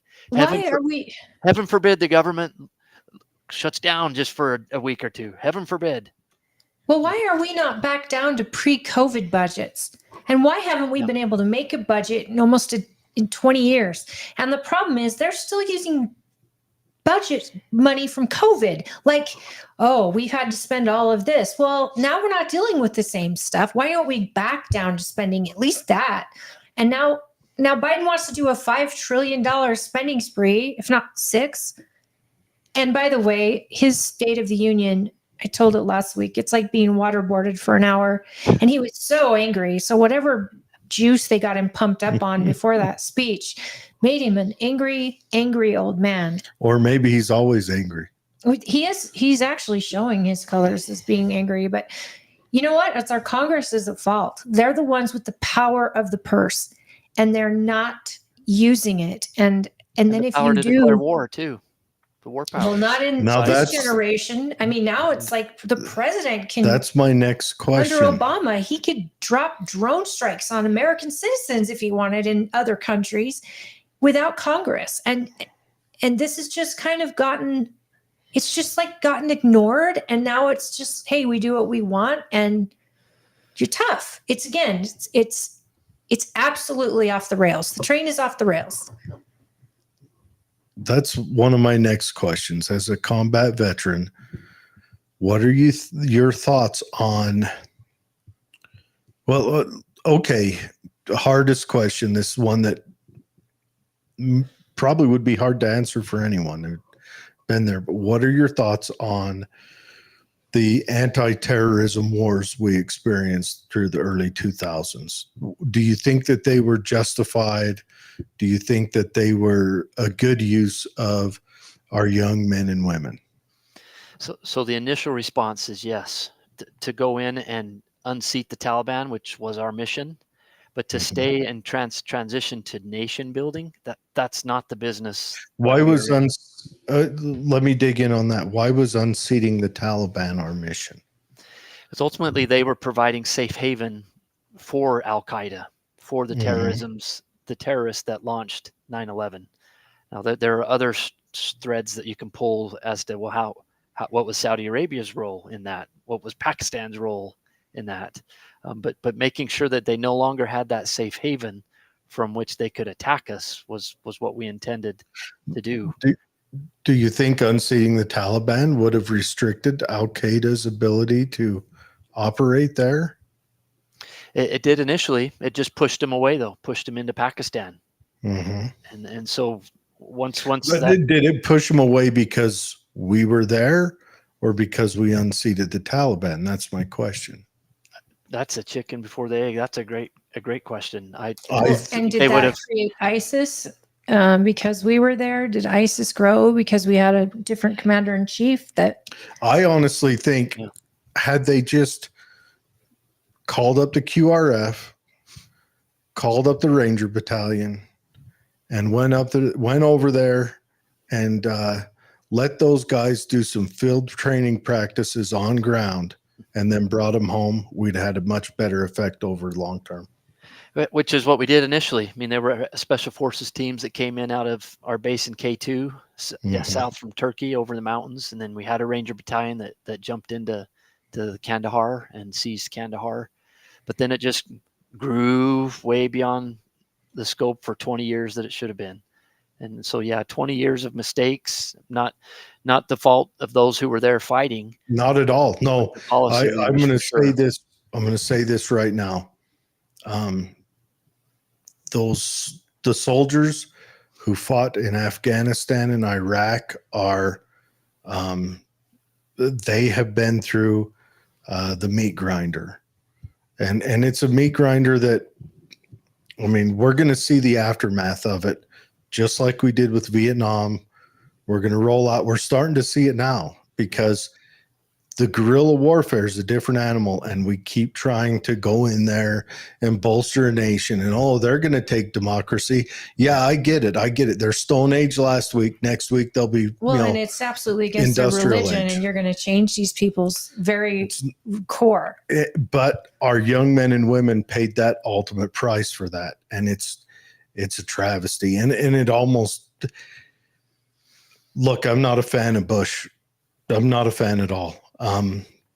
I'm thinking Bush, when he gets to hell, will get the ultimate treatment. Yeah, they'll find those weapons of mass destruction there. But because it's very profitable. Because Dr. Ron Paul called it. Why are we going over there? To go over there. When I say we drop, we kick butt, and we leave, I mean the airplanes don't shut the engines down. The helicopters, they land, go in, kick butt, back on the bird home. We don't even have to pack a lunch. That's what I'm saying. You mean shock and awe, and then we leave? Yeah. Shock, and then the next morning they go, that's what I mean. Expect to rebuild a nation, especially how you expect to fund the rebuilding of the nation. And Afghans got a notorious history of shutting some stuff down. Yes. Because let's face it, of the empires. Yeah. They are the toughest human beings on earth, because they live in Afghanistan. Yeah. They're not tough because of genetics or whatever. They live where you have to be tough to live. That's where they live. That's how they live. Yeah. I mean, they shut down the Brits twice. They shut us down. They shut the Russians. The Russians. They shut down Alexander the Great. He owned everywhere else. And he's like, I can't play here. They should have told us something. Yes. Well, what do you think? I mean, war is one hell of a machine, and it does profit. It does make a lot of profit for the elites who are invested in it. I know Trump was more focused on at home, securing the United States, but also bringing the military back to what it was pre-Obama, pre-Bush even, like actually filling our coffers, having our reserves, rebuilding the Navy, just a lot of filling in and making us strong at home. Yeah. Do you see us doing that again? So I love what Trump did recently in the last few weeks. Now I may say it differently than him, but I love what he did with our NATO allies. He said, look, you guys aren't paying up. You never have. You probably never will. So when that balloon goes up and Russia's knocking on your door, we may not be there. Now we're not going to leave our alliance, but he's putting them on notice. He's demanding accountability. And for me personally, even though my daughter's raised her hand and she'll go fight and win, I don't want her going and dying in Ukraine while the French and the Germans are home having their tea and sitting on their rear ends. Our allies need to own those problems. We need to support to some degree, but we don't own the problems in their backyard. We're an ally for a reason. We're not the 911. You are so insensitive, sir. I'm concerned about that NATO alliance anyway, because what happens if, let's just say, crazy notion, because we have a couple of NATO alliances with some, let's just say, less than savory individuals. I'm thinking Erdogan. Yes. Who's to say Erdogan might pop off and kick something off somewhere over there? And then what? We're Article 5'd into a war that a madman started? Yeah. John Quincy Adams warned us against doing this, and we marched headlong into it. Yeah. George Washington as well. And when it began with the French in England, it's we need to stay out of this. We can't get in everybody's wars. Yeah. And I'm not a defender. I'm not a defender of Putin by any means, but he kept telling NATO and us, if you put missiles in Ukraine, if you push them on my border, then that's my red line. And when he puts a red line down, he actually acts. So I'm not defending him at all, but I'm just saying we pushed his buttons and he responded. Yeah. And now here we are. Not to defend Obama, but also his red line was a couple 100 miles away, where Obama's was an ocean away. Obama's was more like a pink line that if the wind blew wrong, it would move. Well, Obama's red line got shut down by us, by the American citizens. Yes, it got shut down on social media. Because when he said the red line, social media lit up and said, no, we're done. Yeah. We're done. You can't commit us to another BS war where we send young men and women over to get traumatized and killed. And I see one comment, we must hit them back much harder. So like right now we have little outposts speckled throughout Syria and Iraq that are just getting death by 1,000 cuts right now. And those are our troops. So if we're going to put troops out there, if we're going to do it, then we better do it. We better defend go them. Big or go we better home. have a deterrent. Right now they're just getting pinpricked to death, and our president that we do strikes on empty warehouses. I mean the Houthis of all people are owning the Red Sea, and what response have we provided that stopped it? So, would you recommend that the United States stopped being the world's policeman and maybe close the bases in Germany, South Korea? I mean, we've got bases everywhere. Like you said, we're spread out all over. Would you be down to bring everyone home, maybe put our troops on our own borders and just kind of lock it down? Or do you think we've already established being leaders of the free world and fighting for the little guy? Like, how do we fix this? Because we shouldn't be rebuilding communities. And I don't know where our money's going in Ukraine because someone's audited it. And it's coming back to think blue and the big guy. It's going back into the economies because a lot of these government officials of Ukraine are now considered elites. They're extremely wealthy. And I don't know how their soldiers are surviving. And I don't know if guns are even getting to them. But if I'm Putin, I'm looking at the United States funding this war and I'm going, I'm losing a generation of young men because the Americans stepped in. If that's not an act of war, I don't know what is. The fact that we're funding all of this and then we're browbeating the Europeans for not jumping in and paying more against this and putting more into Ukraine. And I'm just like, where does it end? How do we stop it now? Yeah. Does it mean pulling all the troops back and taking care of the homeland, or do we only go with NATO members who have actually paid? Like how do we fix this? I think we certainly requires our revisit for sure. But my approach and my thought is America is what it is because our fight for our security should always be an away game. We don't ever want to have our fight for security be a home game. Right. Now that doesn't mean we're in everybody's backyard, but there's a reason we're in Germany from World War II, in Japan, in South Korea. There's a reason that we have these strategic footholds that are solid. They're not getting pinpricked to death like we are in Syria and Iraq right now. There's a reason that we have a presence abroad so that we can always maintain our security as an away game and never a home. If we just withdrew and became just totally with our head in the sand here, then that fight's going to find us. And with an open border, it's already too late. We don't even know what's in our borders right now. That's just a ticking time bomb. I think it is a ticking time bomb right now, with federal buildings not being protected, with the airways not being protected. As I mentioned earlier, the very people meant to protect your air travel and your federal buildings, they're moved elsewhere. And I don't know if it's by design, but this open border policy for the last 3.5 years, it does feel like we're in a ticking time bomb. And when it's going to happen and where it's going to happen, and then what state of emergency will our president declare that will take more of our freedoms? And I can only imagine what it would look like if we moved all our military back home under the guise of, hey, we're not going to be the world's savior anymore, but we are going to be on the borders. Are we losing freedoms, or are we getting more? Like that first outline you said, am I voting for more freedom or less?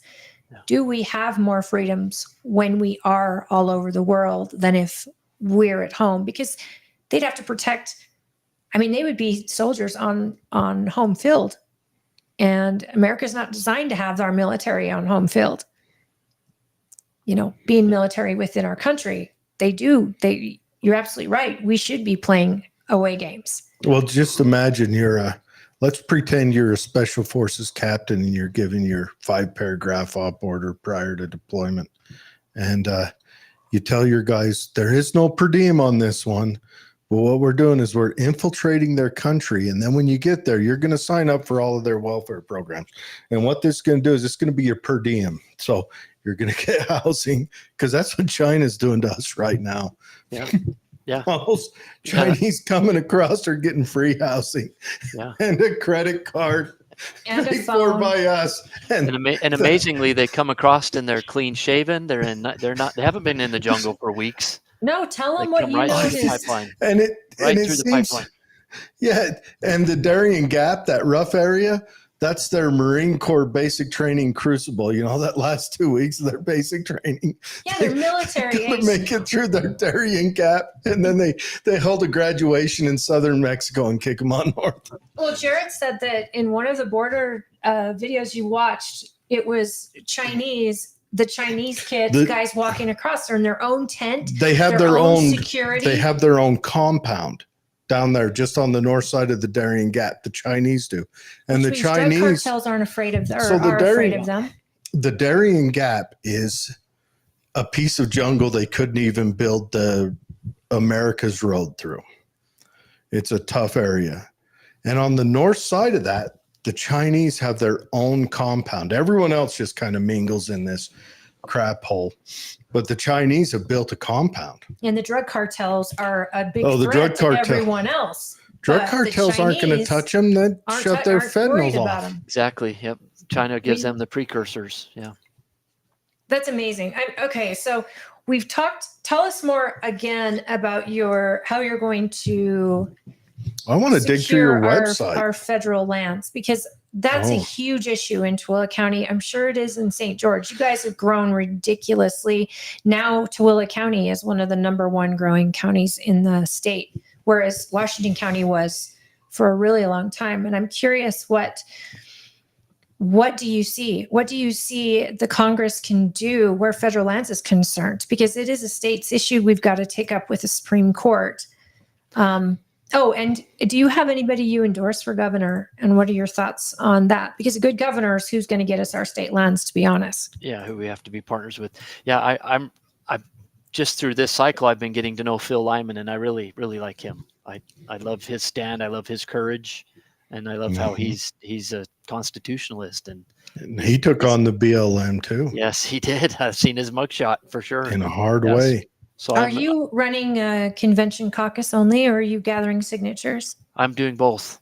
Okay. And the reason for that is I've been a precinct chairman. Was a state delegate before. My wife's our secretary treasurer for our precinct. We know and appreciate the caucus process, and that's my campaign's primary focus. But given this system that Utah has that allows for signatures, you as the delegates, as the voters, should expect and demand of me that I get to the finish line using every legal means possible, and that's what we're going to do. We're not going to go into the fight leaving one weapon at home. I personally hate that, but I understand it because it's the game, it's the rules that I believe the establishment Republicans created. Yes. It costs campaigns a lot of money. And sometimes it makes delegates irrelevant. Yeah. And Phil Lyman has said similar. He's doing similar. If we're going to change it, we've got to beat it. We need to change it through our legislators, and we need bravery in our Utah state legislation to go, we're done. We're done with this. But of course, we're not going to do that. They're too worried about protecting their calendars right now. Well, and when we have a primary and somebody wins by 36%, that's upsetting. But I'm curious, how many signatures do you have to gather? For the House seat, it's 7,000. The state ones are a lot more, but for the like yours, US House, for you, 7,000 is what 7,000. So are you doing that on your own, or do you have to pay a company? Both. Yikes. Mm-hmm.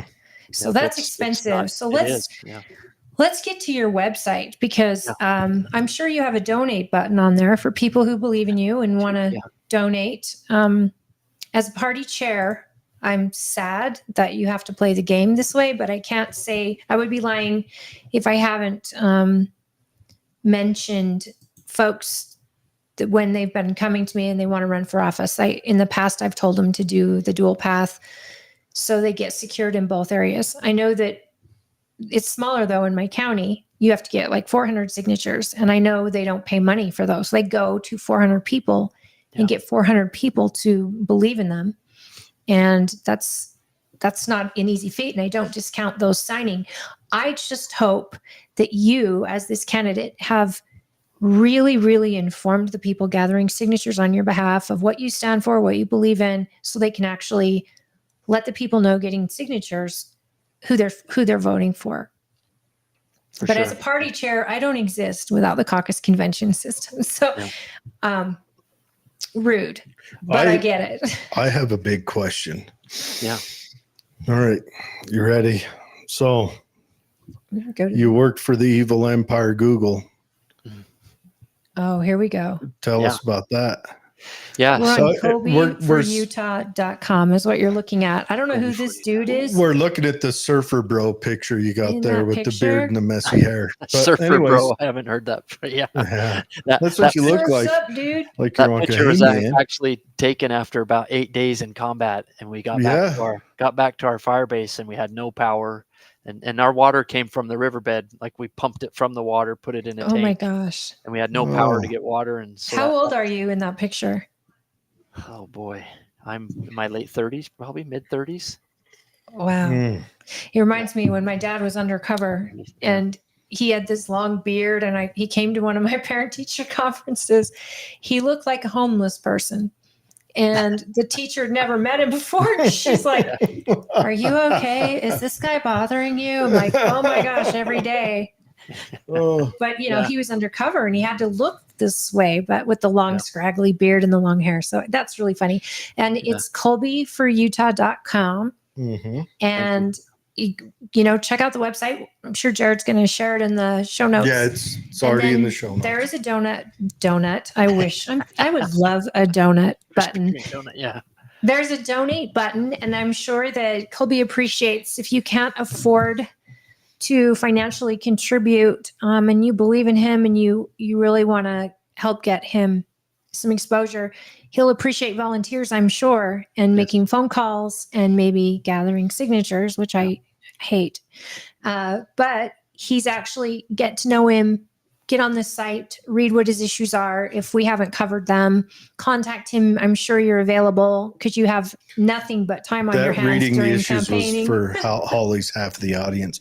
My half of the audience, the issues get announced in grunts tomorrow afternoon. Anyway, so tell us about Google.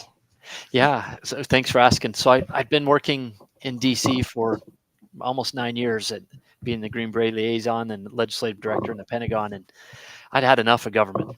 And I had a friend that actually got hired out at Facebook, and she was saying, man, and she came from the Pentagon too.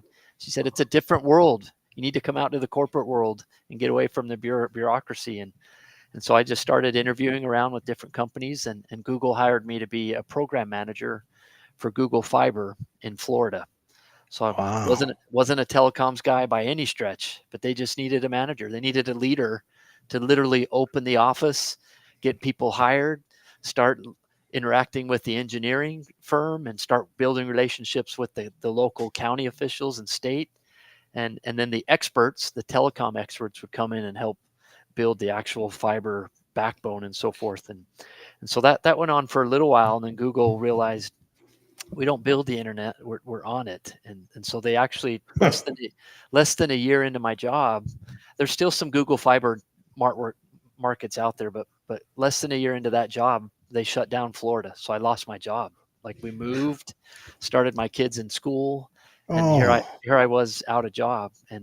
But to Google's credit, they said, hey, we know we're putting all of these teams, all of these markets under tremendous, we just axed you all, but we're going to give you opportunity and time. If you want to stay with Google, we'll help you find a new home. And so I did. I needed the job, and so I got hired to actually go to work at Google headquarters in California. And I worked a little bit in cyber policy because I'd had some cyber defense and offensive work in the Pentagon doing legislative work, but ultimately found myself in helping build product teams.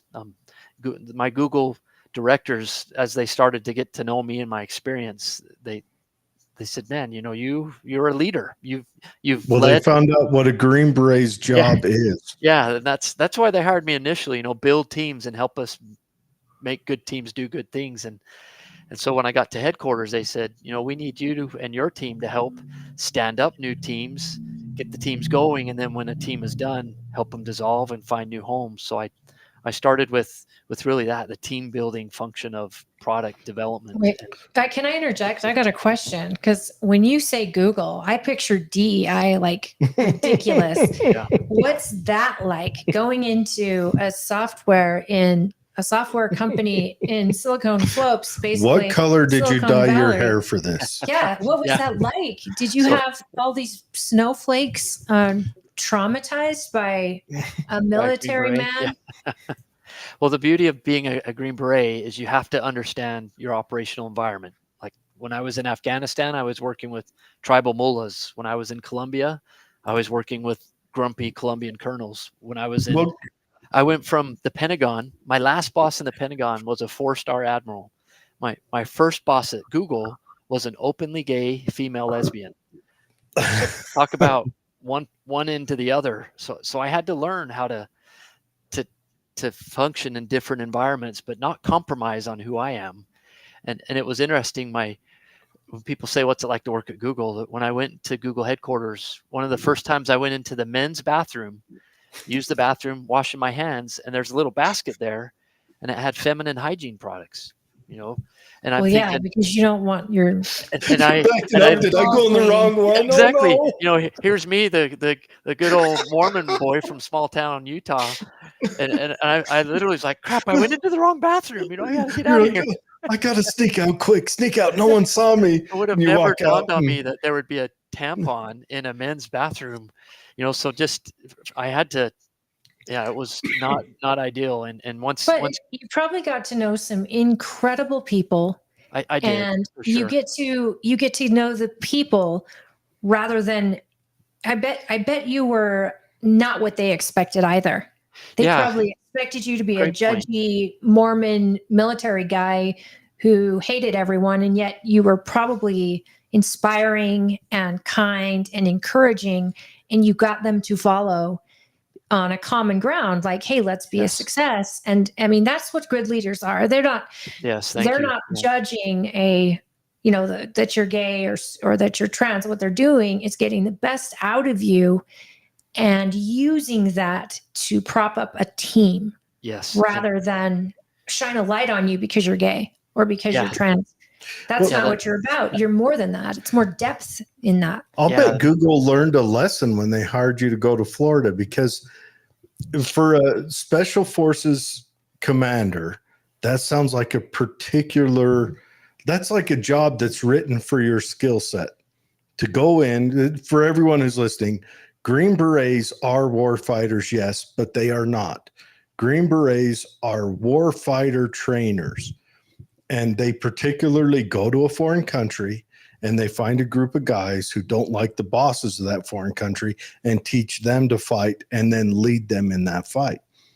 But for you to go to Florida, compose a team, build a plan, build a system, that sounds like almost like that was textbook a job. Yes. I'm surprised. I'll bet Google looks for that now. If they ever go and open up a new space, they say, all right, I want you to find me all of the Green Berets you can, because they particularly know. All we got to do is train them, get an A team together. One guy knows how to set up phones. One guy. Yes. And seriously, that's how it was. That's what they do. I love the A team. And if I could, back to that first boss I talked about, she's still a great friend to this day. In fact, she's donated to the campaign, even though she's on the opposite spectrum of where I believe, because I had to build those relationships of trust. And she was actually a veteran as well and served our nation. And to your point, being empathetic and building respectful relationships doesn't mean you compromise on who you are. Exactly. But you can still show respect and be empathetic. But once COVID hit, my wife and I looked at each other and thought, why are we still here in California? Yeah. And did you leave before or after they filled the skate parks with sand? Oh, I don't know, because that didn't happen. Did you leave before COVID or after? Right after. The gears were starting to turn a little bit. And then when it hit, because we've been coming to St. George for decades, visiting family and friends. And I love St. George. We bought some land here, and then it just became, we've got to find a job that will allow us to get here. And COVID helped us do that. You know, some of the people I love most in this world are gay. And I think it's such a misconception. It's such a stereotype that Republicans hate gays. And for me, I think if you believe in God, you understand God does not make mistakes. And so for me, I love it when you have a friend, because it doesn't matter their sexuality. I don't walk around telling people mine. And when there's a common ground, whether it's a job, whether it's your principles, whether it's patriotism, that's what you should look for in the people you love, and loyalty and kindness. And I think great leaders will pull that out of people, regardless of who they sleep with, who they love. And I think that it's a beautiful thing. You and Google, it's crazy that you got through and you had to compromise nothing other than you just had to just kind of change focus. Instead of sending people to war, you're sending people to tech support. What's your ride but to you the did death? A takeover for sure, because Google has been number one forever, right? Was your ride to the Death Star comfortable? To the Death Star. To Google. My ride. That's Google gets a bad rap, and earnedly so. Yeah. Not even talking about California. That's even worse. Google's bad rap was their search algorithms during the last election. They've come out and openly admitted to what they've done, but Facebook also. And I think that's just a generational gap that's happening. I think that will level out after AI takes over and we're all slaves to the robots. So don't worry about it, guys. It'll go away soon. Skynet. Yeah, Skynet. I wanted to go over, but back to your website a little bit. I want to dig in a little more on that. How much time do you have with us? probably got to wrap up in a little bit. I'm trying to. Okay. Okay. But, I just want to go over on your website. We're Remember, talking it's Colby at or Colby for Col- you. Colby for that's spelled out for Utah.com. Yep. And it's in the show notes. You can just go there. So on your issues, you've got national security, you've got life, and that's talking about the value of children, the value of life total, Yeah. of adults, of grandparents. That's how I take And it. if I mention anything here you want to hit on right now, we just want to give you a minute to kind of close out the show here. Okay. Yeah. Got the economy, it's doing Talked about great. Yeah. Yeah, the border we talked about. Yeah, We're winning the border. Veterans. yeah, talked about that. That's Yep. look forward to that fight. Yeah, I think a lot of young men and women in this country look forward to you having that fight. And a lot of kids of veterans look Yeah. forward to somebody taking on the VA and making it a better place. Yep. Got the Second Amendment.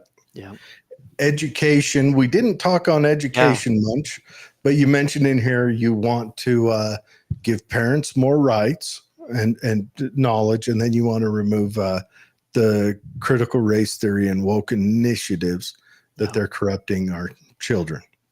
a key thing I see with education is parental sovereignty. Mm. Parents need to have. I have to fight at the federal level to make sure that the ability for parents to control what's being taught to their kids is under their control and not determined by federal bureaucrats in DC that are tying funding to those decisions. And I have family members who teach and who are longtime educators, and they're at they're tired of not being teachers anymore. They're teaching to some arbitrary standard, and their funding's being tied to that, and these are in small schools in Utah. So would you vote to get rid of the Department of Education? If it meant that funding and that bureaucratic overhead goes away and it trickles down to us. Well, it should go to the states. The states should be in charge of their own education, in my not so humble opinion. I don't like when politicians say, do away with the Department of Education, but they never followed up with, well, yeah, don't just reprogram that money to some other slush fund. It needs to go home. That funding and all that bureaucratic bloat needs to go away, and all that needs to be redirected home, back to Utah. I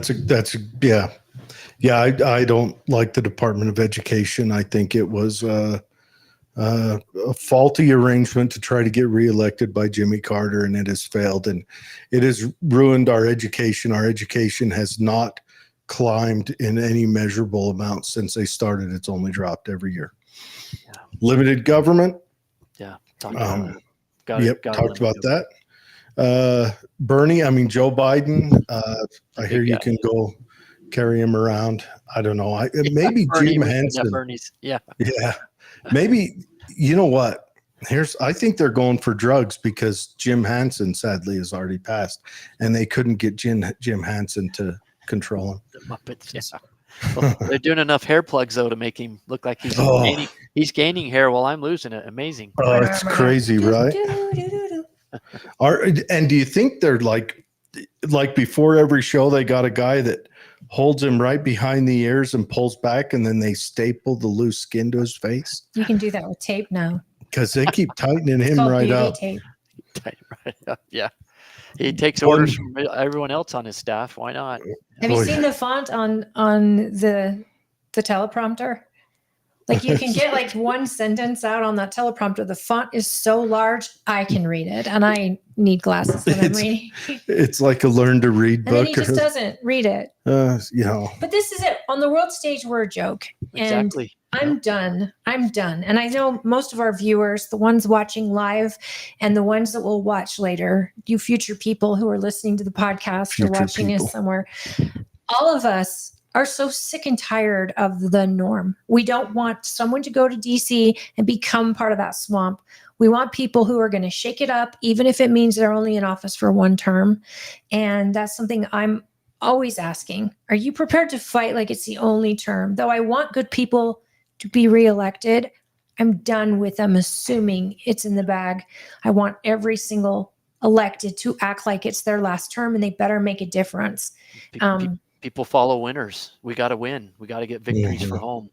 If not, Well, then send us home. Yeah. I love it. And we're at 4:00. So if you want to give us I need to send you out the invitation for convention, which is April 19th. It's a Friday night. We're inviting all of our state delegates and, of course, our county to do their voting. And we're also inviting our central committee as well as the public. So anybody who wants to meet you should come on out to our county convention. It's April 19th at Tooele High School's auditorium. And I don't know if I've got an email address for you, but I will get you the details for your campaign. Yeah, you've got an email address for him right there. Yeah, the Colby at colbyforutah.com. Yeah, that works. Well, and then Maddie, my political director, helped with Jared get me on. And Maddie is outstanding. I want to thank her. She's very pleasant to text with. I'm not a very good texter, and she made it easy without. Did she represent him at Lincoln Day? Yes, she was the young lady that was there. Things. Yeah, she's fantastic. And we appreciate your support at Lincoln Day, and we also appreciate your visits here to the county. Again, we're going to share this interview on all the Republican pages, and sometimes Jared even carves it out. No, it'll be carved up for you to take and do with what you want. It'll share how you like everything. Thank you. And then convention will offer booth space, but we are advertising convention to the general public. We've got plenty of seating, but we want to get you in front of our delegates at least 3 times. So whether we count this one and I share it to the delegates or you share it to the delegates, also we'll have you in person, and then we'll also have you out for convention. And we hope that you're not competing with us and other counties to get there. We know every county wants you at their convention. Yeah. And because running a campaign is expensive, if you guys like what you hear and you want to help, donate at his website, and also consider volunteering.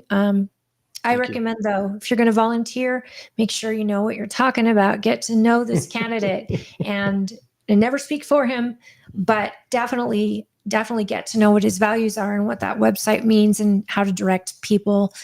And I'd like to give you the floor for your last impression to the people of Tooele County and farther. Sure. Beyond. Infinity and beyond. Yeah. Thank you. For your daughter. Yeah. Well, first, thank you both for spending this. You've been so generous with your time and talking me through issues that are important. So thank you. You haven't disappointed at all. And, thank you. The friends that we've made in Tooele already have been, we've shut down. The last time we were there last Saturday, we actually shut down the library. Like, they closed and people were still wanting to visit. And so we spilled out into the parking lot, and people were helping Maddie and I load things up. And it was great. That home feeling of Tooele is real and legit. And you guys represented that perfectly today. So thank you.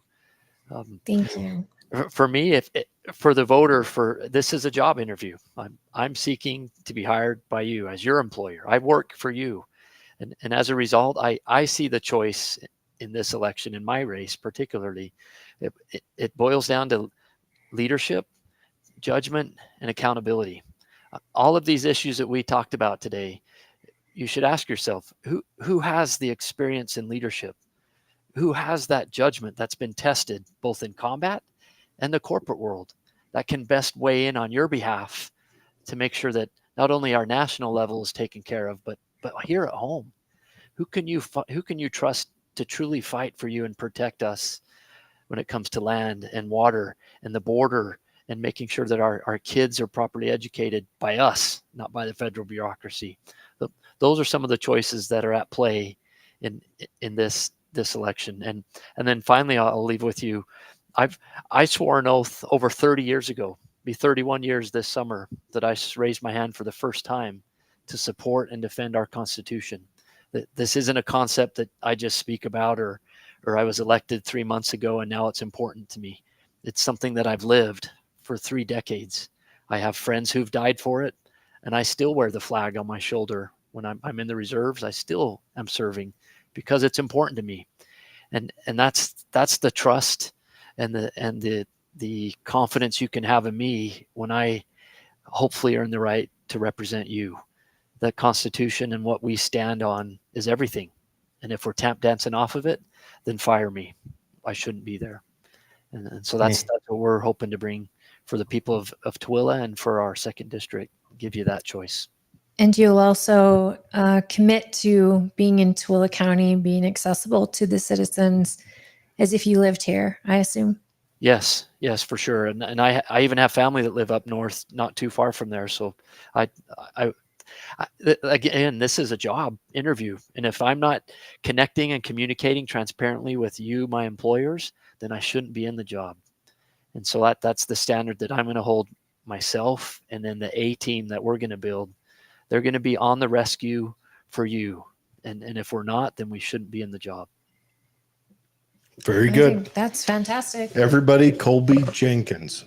That's colbyforutah.com. Go and check him out. If you go down into the show notes, there'll be one of them. It'll be written in blue. You click on that, it'll take you right to it. Colby, we really appreciate you taking this long with us thank today. you very much. And it's a pleasure to meet you. And I look forward to having you out again. And please thank your dear wife. I'm sure that it's not an easy feat having a husband running for Congress, but she's probably used to you doing crazy stuff already with 30 years in the military. Yeah, she's a Green Beret wife. Yeah. Yeah, I'm sure that's a special kind of wife. Yeah. Thank you for your service and the service of your child and your elders. And thank Maddie for getting us in link and being squared away enough to, make it so even I can figure out what's going on most of the time. And think about us anytime. If there's something if you ever want to be on again, we would love to have you. You've been a phenomenal guest, and I'm sure there's a lot more we missed that you're going to go, shoot, I should have said this or this. You're welcome anytime. And so, reach out to us. Also, from the party's perspective, if Maddie wants to send me any advertisement, you're doing something or you have a video out or anything like that, get it to me. And I'll post it on our GOP pages so that we offer that to every candidate, because our number one rule is educate the populace for better representation. We totally believe in that. Thank you. Thanks for leading. Thanks for making this possible. I appreciate it. Thank you for your leadership, sir. Thank you. You have a wonderful rest of your day. Thanks for sharing your time with us. Thank you, Colby. You have a good one. Hey, take care. Bye. Thank you. All right, everyone. That's Colby Jenkins. Wow. And, how do you he's a good dude. Made you Holly cry. it just made me happy. I'm going to be clipping that Holly crying thing. That's going to be our new intro. That somebody is sharing hope with other people, because there's too many people that have given up. And I'm like him. I refuse to give up.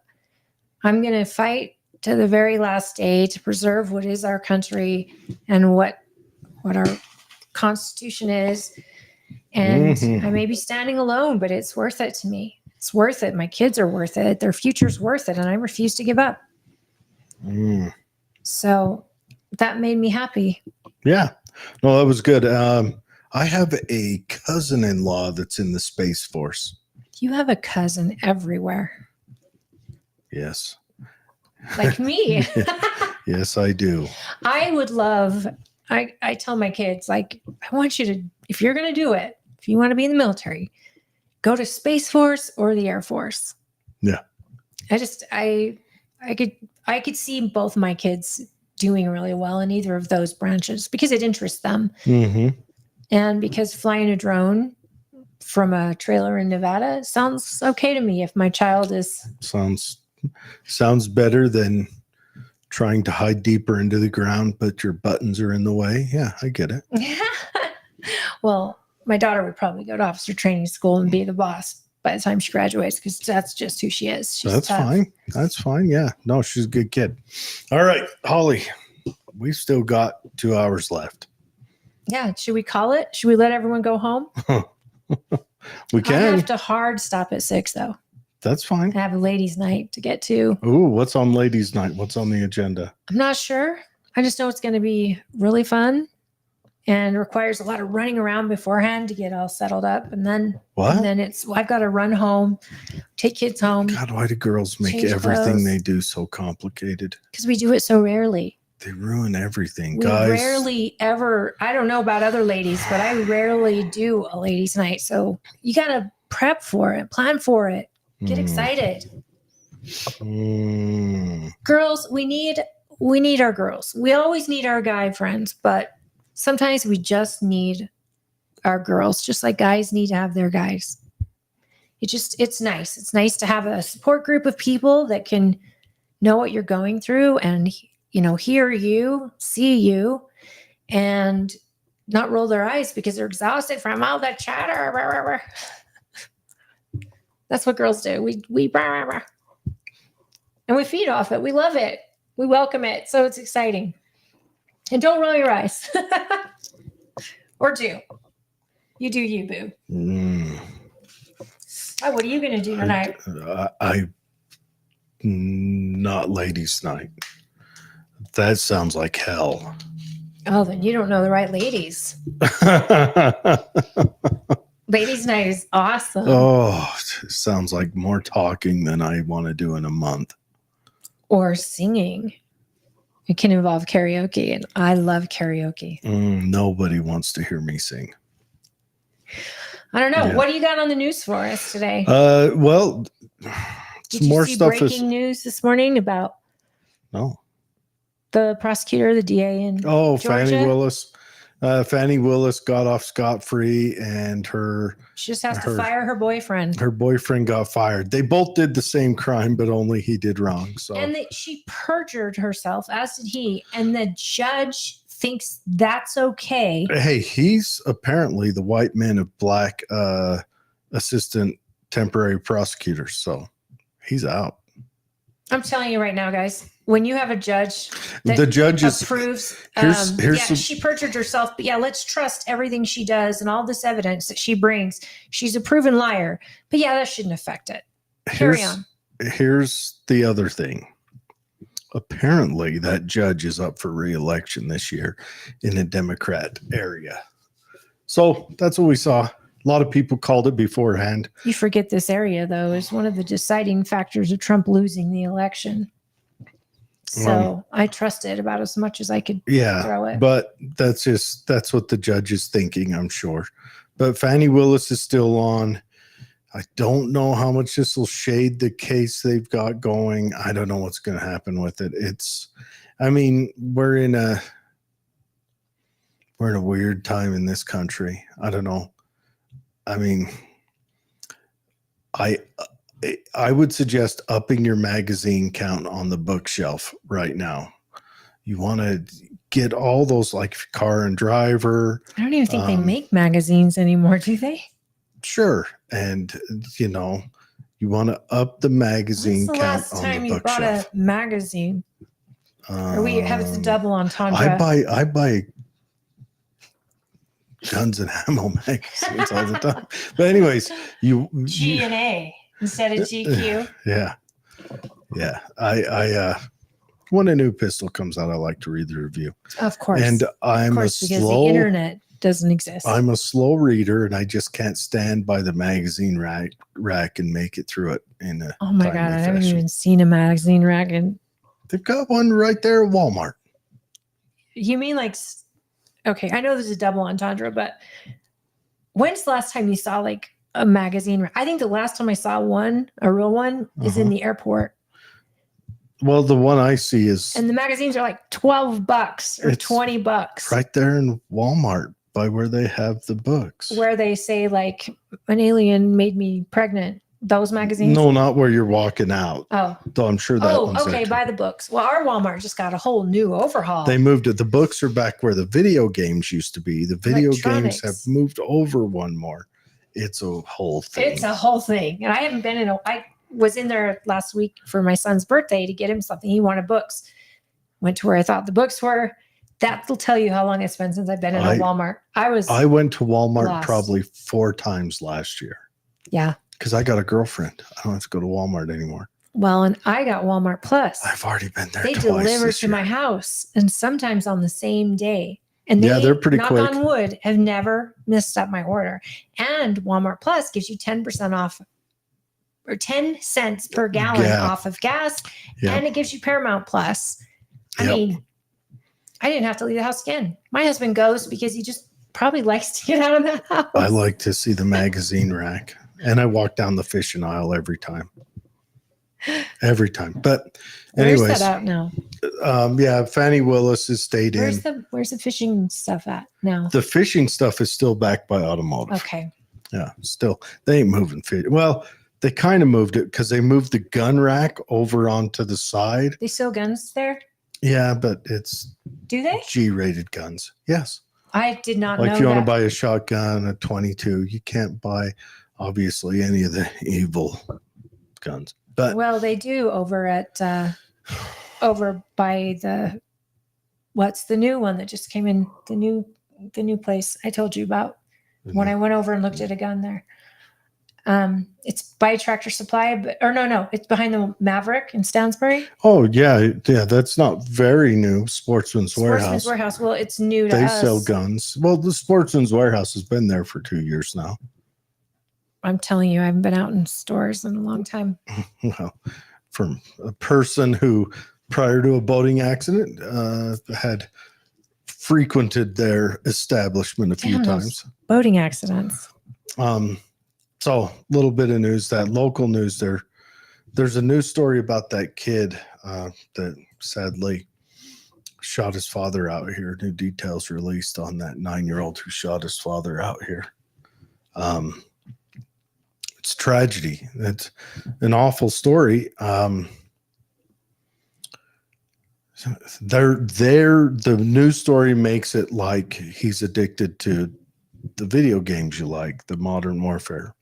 And which is for 17 plus, which let me Well, just I mean- say how irritating if you're playing a game like that and you're using big kid language And and those you little get, kids come on there are tons of kids on there and they start yet- crying. So I got to bully him a so little they'll bit. report you, and I don't bully them. In fact, I'm extra kind to them, but the bullying is bad. And I don't know what parent lets their kid play those games because and expect any different.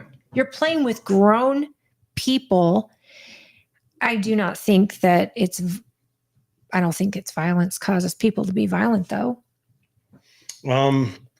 But a 9-year-old shouldn't be I playing. don't know what change it could have in a 9-year-old's brain, but I particularly am not one that takes a stand that violent video games will make someone violent. But this does sound like I'm not victim blaming, but it sounds like the kid had a troubled childhood. He was living with his father. His father had 2 adult roommates, and those adult roommates had 4 young children. They say that the kid had to stay in the bed with the father due to behavioral problems. So it doesn't sound like the kid, you can't blame this on the video game if there were previous behavioral problems. That's just my opinion. Sounds like the kid shot his father and then took a hatchet to his father, or vice versa. I wonder because his if there's- father was trying to restrict him from playing on the tablet or cell phone. I have a couple questions. At I wonder, bedtime. 1, if this child has a special needs of any sort. Mm. And I wonder, 2, if this child is a victim of any sort. There's a lot of brutal. I mean, it's Yeah. a little brutal, this child's reaction and the fact that the father had defensive wounds, which show a struggle. And I'm wondering, I don't I'm- know. And look, I am pro 2A as it gets, but I think if you've got little kids, you've got to read that room if you're going to have guns accessible. What does 2-way mean? 2A.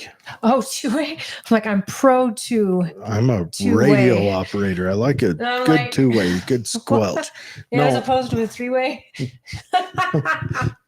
Holly. Pro This is 3-way radios. G-rated show. But I believe that if there's any questionable circumstance in the home, you need to take the steps to keep that weapon safe.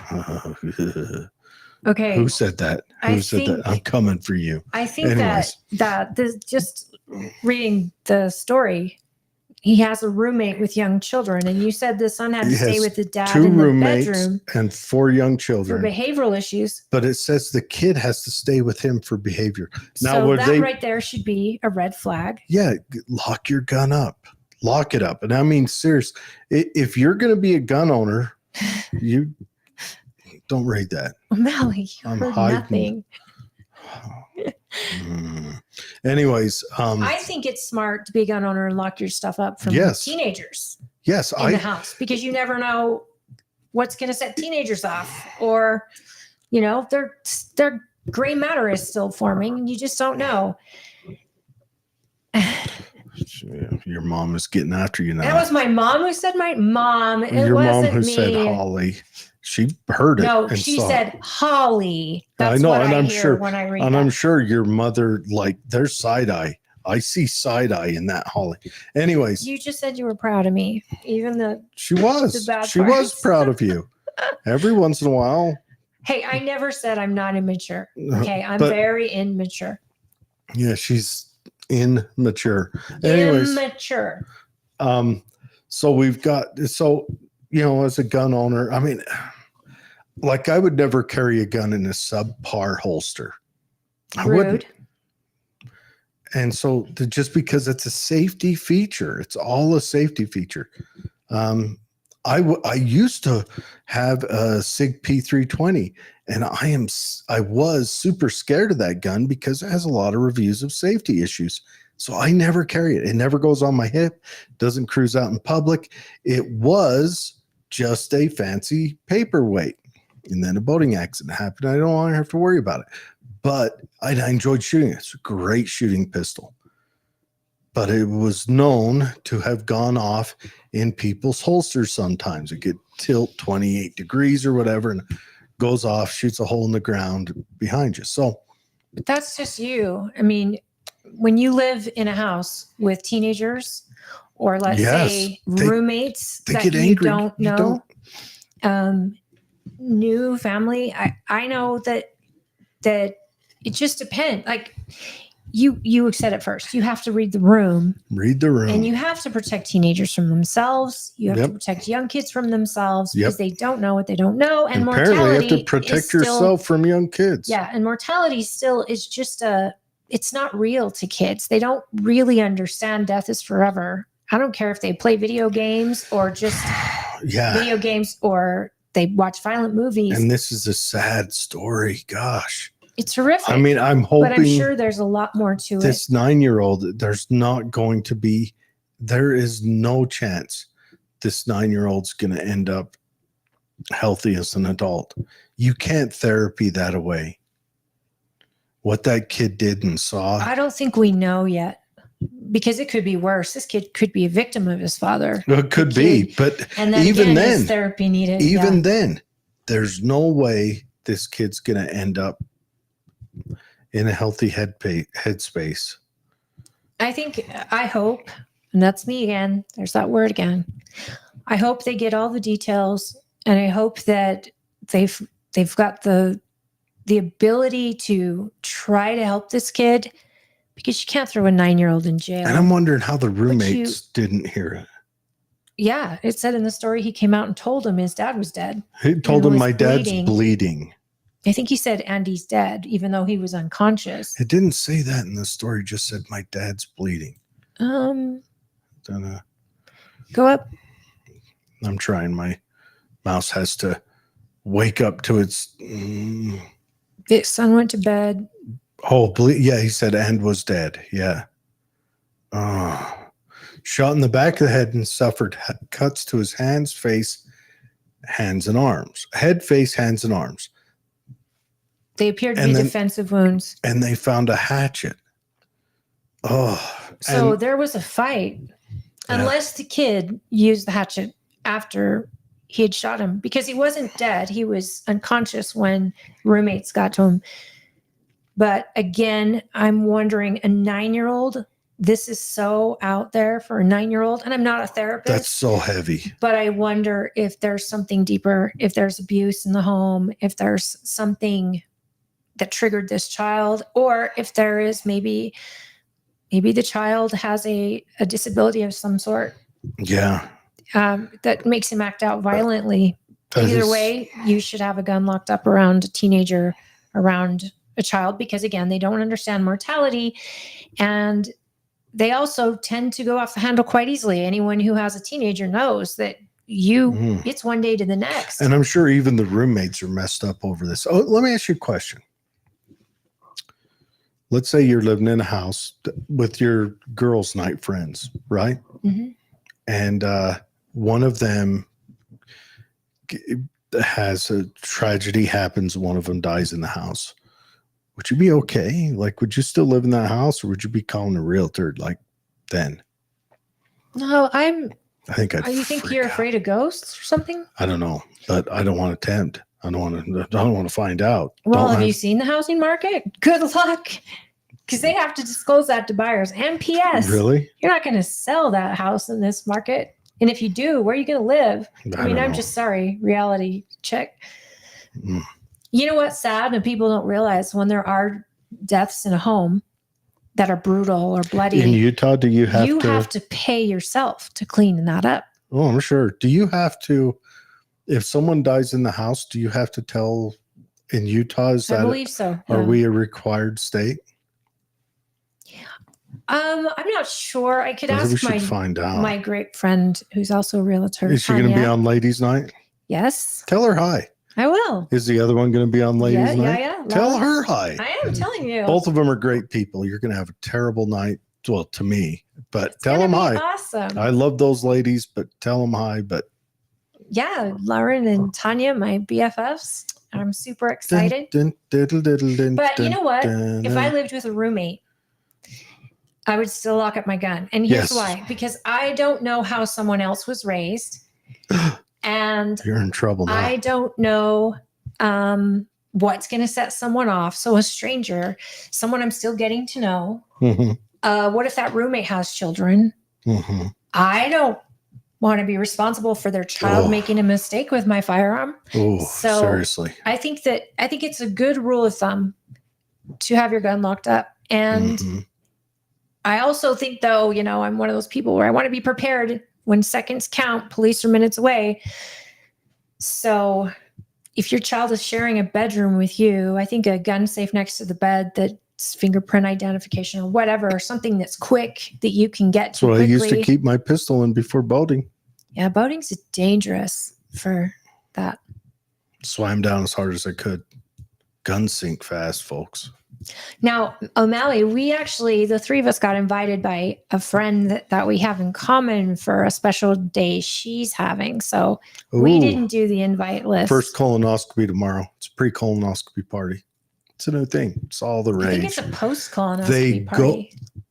So a fudge bar it is. Celebrating results. Well, and they've lost 5 pounds after a colonoscopy. Might as well fill it with alcohol, right? Not that I would consume, Mom. I'm very, very mature. Jared, I have a question. Am I going to heck for using coconut milk in my meatloaf recipe because I don't have real milk on hand?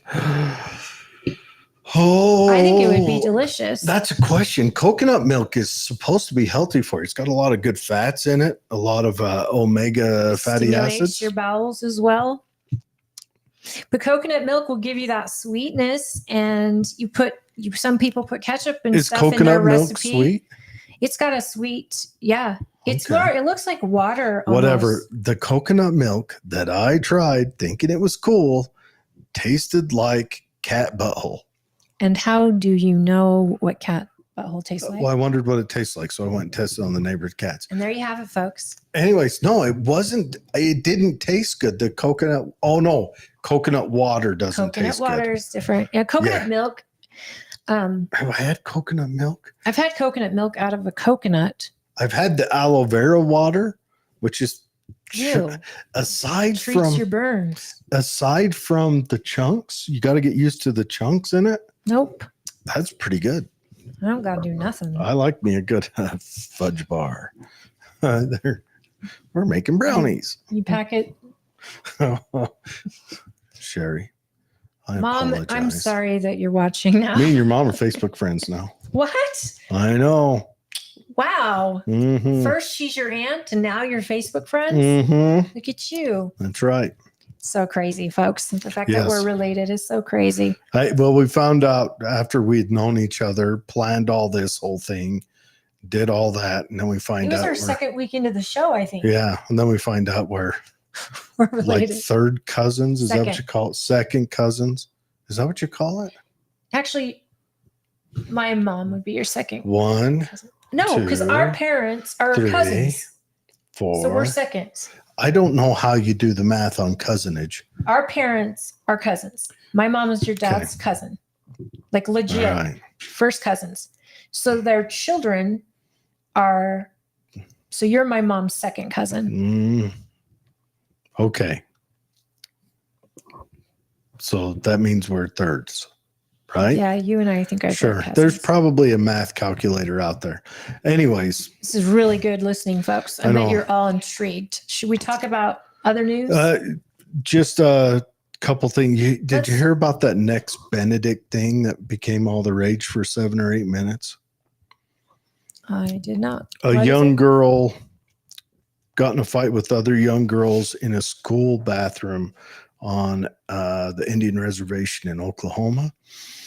She went home that night. She wanted to press charges, but she initiated the assault because she said the girls were laughing at her, so she squirted them with Is water. this young lady a trans person or No, non-binary? she's just one of those that says, I want to be, so I'm going to adopt Okay. this for my high school The years. news said she was non-binary. Yeah, and it's so the left tried coming out making it like she was murdered over being trans. Died from her injuries of a hate crime is what they were calling it. Ends up she OD'd.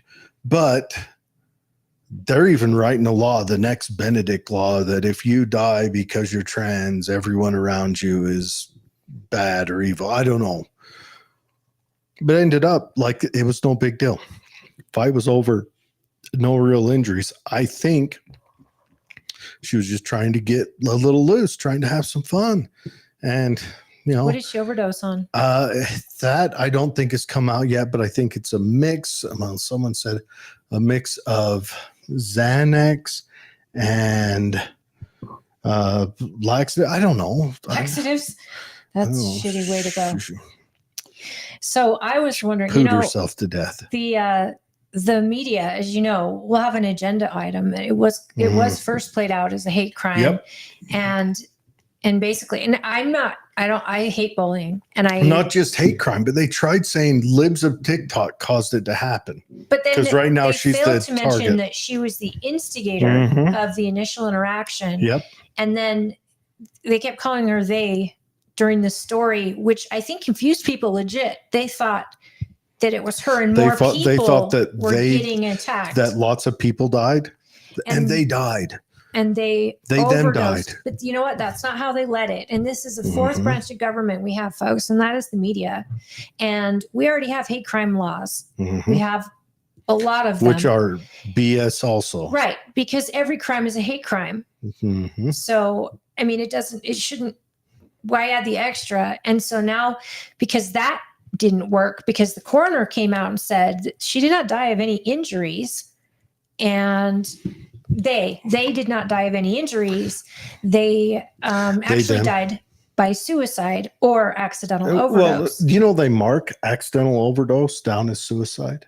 which again lets the left say, well, the bullies caused her. Mhm. So this is such a slippery slope, folks, because But they've got an agenda. They want Yeah. to have a huge. See, here's the weird thing. We live in a world. I don't know how this country makes it.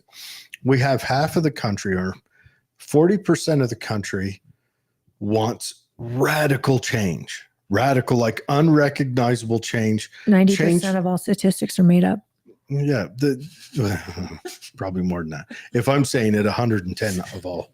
But and then you've got another 40% on this side that want no change. They feel comfortable where it's at and they feel it works. is some change needed? Sure. But they're running to some fences that you can't follow. They have to have And- a victim and then class. There has to be a victim class. Yeah. And then you've got the conservative side. Is there some things that aren't working well? Yes. So you can't protect everything, but these two are running further and further away from each other. And then you've got some people in the middle who either don't know, don't care, or like they're They want to be left alone. a 20-year-old young man who just wants to drink some beer and sniff a girl's neck and call it a day. And the world is, and I don't know how this country makes it. It's a lot better than cat butthole. I don't know how this country, you know how I know? Because someone's told me that I don't want to know how you know. coffee from this one gas station tastes like cat butthole. And I tried that coffee, and that's what I compared it to. And I take them at their word. I already have in my imagination how you know, and nothing will change that. But anyways, and I don't know how we make it. I don't know how we go through an election, because if Trump wins, we'll feel good, we'll feel vindicated, we'll feel safe, but half of the world, half of the country will explode, including everyone who's on daytime TV. I'm talking to you, The View. And then they're terrible. And then if Biden re-wins, that twisted up my tongue a little bit, re-wins, it's done.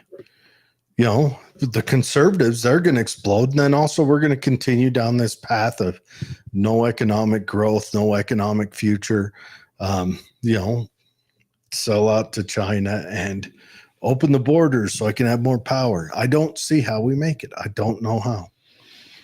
We have too many snowflakes, and we've got to get people less. Like, you have to learn to choose to be offended.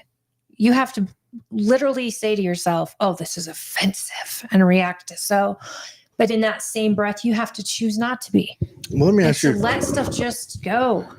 Let me ask you a question off the Facebooks, and O'Malley may count this in, because so some guy asks, here's the question. He asks, ladies, would you date a guy if he called you a female? Is being called a female offensive? No. At all. Why? Why would it be offensive? That's what I am. Apparently, all the ladies that hopped on there would be super offensive if you called them female. What's the context? Is he's like, hey, female, make me a sandwich? Or who that'd draw you in right there. Oh yeah. You'd be like, I mean, that's baby, my job. I'm seeing. let me stop what else I'm doing in the kitchen while I'm barefoot and pregnant and hurry and jump on that sandwich. But what's the context? If you refer to me as a female, I would be offended. That's exactly how he asked. Would you date a guy if they called you? There are so many worse things a guy can call you that should actually make you angry. So I pop on and I make a comment and I say, we are definitely fed too well in this country if that's your problem. Oh, geez. It's interesting how easily offended people are. I think I'd be more offended if someone mistook me for a male. I remember years ago, Joe Rogan had on this Greenpeace hippie vegan who wanted to reintroduce wolves and I thought, that's stupid. That's awful. Wolves will start decimating you. I agree with him. Wanted to keep them as pets? No, he just wanted to reintroduce them into the wild. I think we need to not only do that, but breed them hard, like make some hard, angry, hungry wolves, because we're going to keep heading down this path where sand has been kicked into the underpants until wolves start peeling population off. Like if they will starve, if we lost about, I would say, plus they're protected. You can't even kill one. It's an equation. If we lost about 20 people a year to wolves, I'm sure we do. All this purple hair problem goes away. We lose people to big cats every year. In the U.S. Oh yeah. In fact, in California, you got to watch yourself because the cats will get you on the trails, the hiking trails. Oh. Death by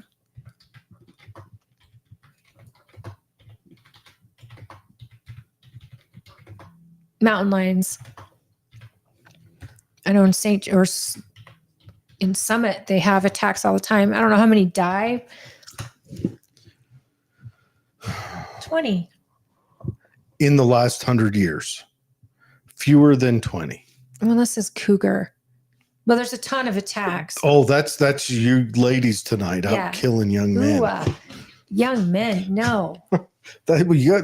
Cougars do. No, there's been less than 20 in How 100 many years. bear attacks then? Let's compare it to that.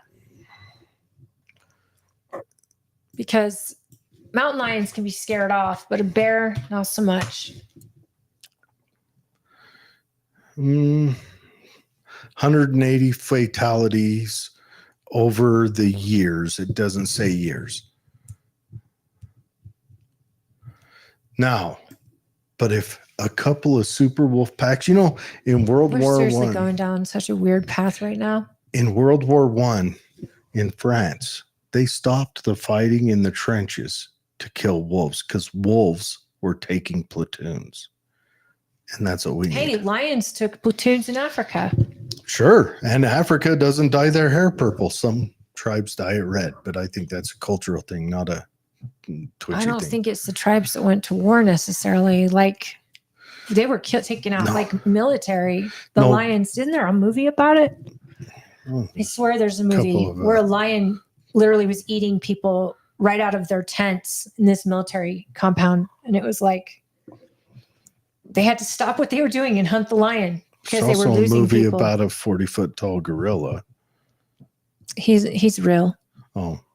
Anyways, but He's no, the king I'm just of saying, Kongs. if we had wolves roaming the countryside, culling the human race, people would start having more consideration about what really matters in life. And this is the longest trail you've ever taken us on, this rabbit hole. This is? Now let's think about it.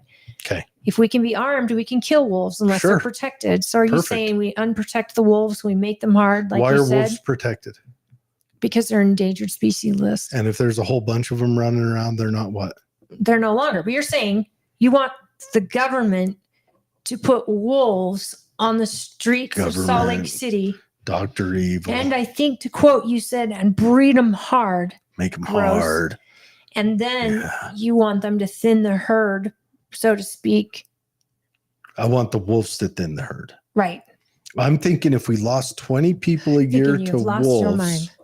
if we lost 20 people a year to wolves, people all of a sudden won't have time to get offended over little things. We've got wolves. They're called politicians. We've got laws that people should be angry about. Do you Yeah, think but- people are going to care if there's wolves? Well, It may okay. get more people to be armed in the streets, Bam, no more homeless problem. or the homeless will be armed. I'm just thinking, imagine. Oh my gosh, I thought you said that. O'Malley, get out of his head. I thought the no homeless problem came out of him. I didn't realize it was you. Oh my gosh. Do we have any other guests on today? Nope, this is it. So Do you wanna can I cut tell this? you about the course. town hall Saturday? Tell us about your town hall. So we welcomed Trent Staggs out to the Mhm. county, and it was a really great turnout. A lot of state delegates came out, and Trent is having a couple fundraisers over the weekend with Senator Tuberville. Mm-hmm. Do you know him? I do not. Pretty conservative guy. He has endorsed Trent Staggs, but Where's he out of? I don't know. I forgot. Okay. But let me tell you some of the questions that state delegates asked. They wanted to know about the ABC agencies, Mhm. and we've asked him that on the show, and how he's ready to audit or vote them out, list end agencies, starting with Board of Education first. And then he had a plan for the FBI to audit it, make sure they're following the Constitution, but dissolving it into different sheriff's departments. So you have someone accountable. It's not just bureaucrats running rogue. And Maybe you could keep their testing and science division, but Like the their investigative forensics and side stuff. could move into state well, agencies. and I have to be clear. I always talk about this. I am such a huge supporter of law enforcement. I can't even tell you. And I feel like I have to do a disclaimer because I don't want the FBI, the good people on the ground, the agents who actually do the work and actually show up. I'm not talking about them when I talk about the FBI. I'm talking about the brass at the FBI, the ones who are appointed and the people who are marching on our rights, and they're doing so with permission from electeds. But Sometimes more than permission. It feels like they have marching they're orders. doing it on their own. All the January 6th, that seems like it's the politicians driving that. And do you see the proof came out that Trump did ask for National Guard to be there? Yeah. It just came out. But we knew this. We knew this a long time ago. And they're acting like, oh, breaking news. They just showed the receipts of it. But we knew Liz Cheney was holding back on that council. Just absolutely crazy. And yet they talked about like it was new breaking. So Trent talked a lot about federal lands, the Constitution. He's a really great candidate. The state delegates, he answered every question, even stayed after to answer more questions. TrentStaggs.com. This is his third time out. I think he interviewed with the transcript, so people around here will get to see, what came of that. Our local news was here. It was a really great turnout. So Good. A lot of people showed up, and this makes me so happy. And Colby had his event earlier in the day, and we literally I only had 2 days to advertise for him on that, and he had a great turnout. So our state delegates are doing their job. We had a good turnout for the caucuses too, it sounds like. Yeah, we're really, really happy. We understand that, some people struggled because we had a little internet issue or server issue, but we had a great turnout at caucus. A lot of people showed up to vote for president. Trump won, so congratulations. Yeah, He is now what our percentage nominee. did he win by? I don't have the final numbers. You don't? No, I want to know, did he clean house? Because I heard he won in a couple of caucuses in Salt Yeah. Lake. Well, yeah. Or that Nikki He Haley lost won. in a couple, but overall, when I say did he win big, because to me, like 50 is big, but he's been winning by 30 points everywhere else. That's huge in a primary. I know. If he 57 Trump for Utah, was it 57%? So we had 43% vote Haley. I'm looking. Holy right now. cow, that's wild. Normally 39 Haley. So we had some undecideds. A couple people wrote in people. Okay. 56-42. And Ryan 56-42. Binkley got 1%.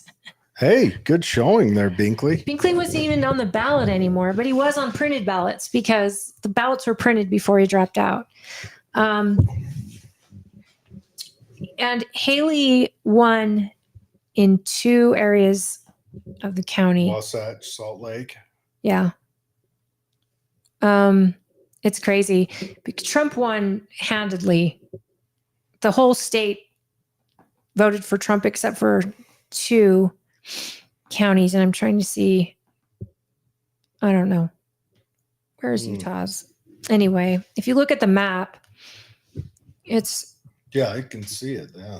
Yeah. So he'll take all 40 delegates to convention. And I am going to run as a national delegate this year or as a presidential elector. I filed my paperwork and I've paid the money and I'm starting a campaign. Might be a part of the electoral college. There you go. I'm going to vote to be I'm going to run to be a presidential elector or a national delegate, which means I get to go to national convention and vote for my state and vote for Trump.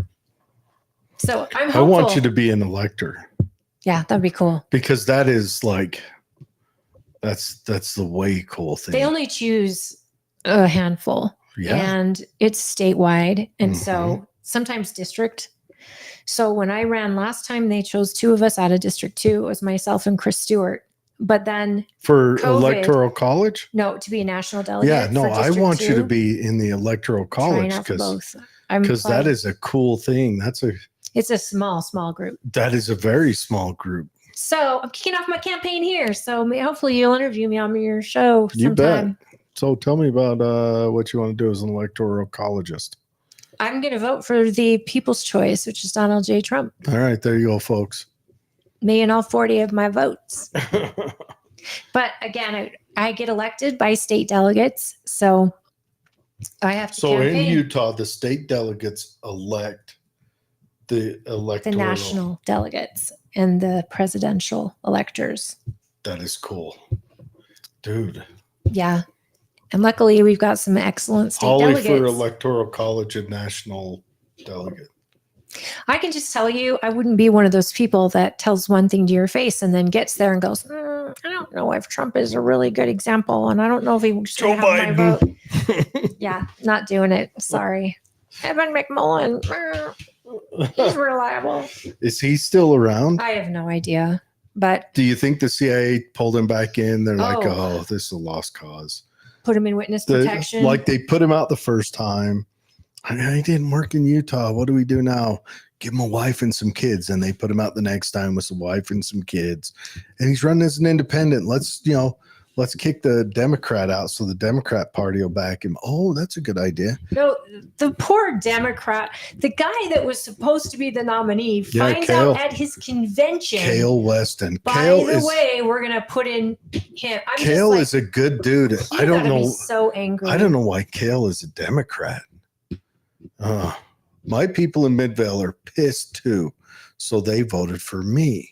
You people in your bubble over there have yet to see what we are seeing over here. That's right. That's right. No, I'm telling you, we've seen it and we've dealt with it. This county used to be completely blue. Yeah, absolutely. This blue. county was Not Democrat. In fact, they used to do Republican meetings in Brad Pratt's family. Before the Democrats were kooky, though. Just throw that out there. Completely blue. So it was a Democrat one county because it was built office by at miners. a time that we have physically gone out and done the work. I've knocked on doors in Erta, and you guys have no idea what knocking on doors in Erta looks like. It's not knock, knock, go to the next house, knock, knock. It's knock, knock, walk 5 acres, knock, knock, walk 5 acres.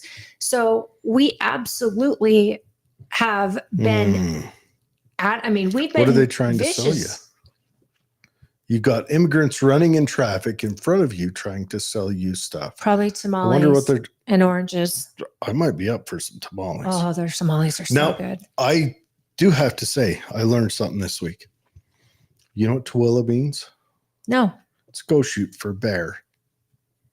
I didn't know that. And our high school mascot's a buffalo. How did we drop that ball? State mascot.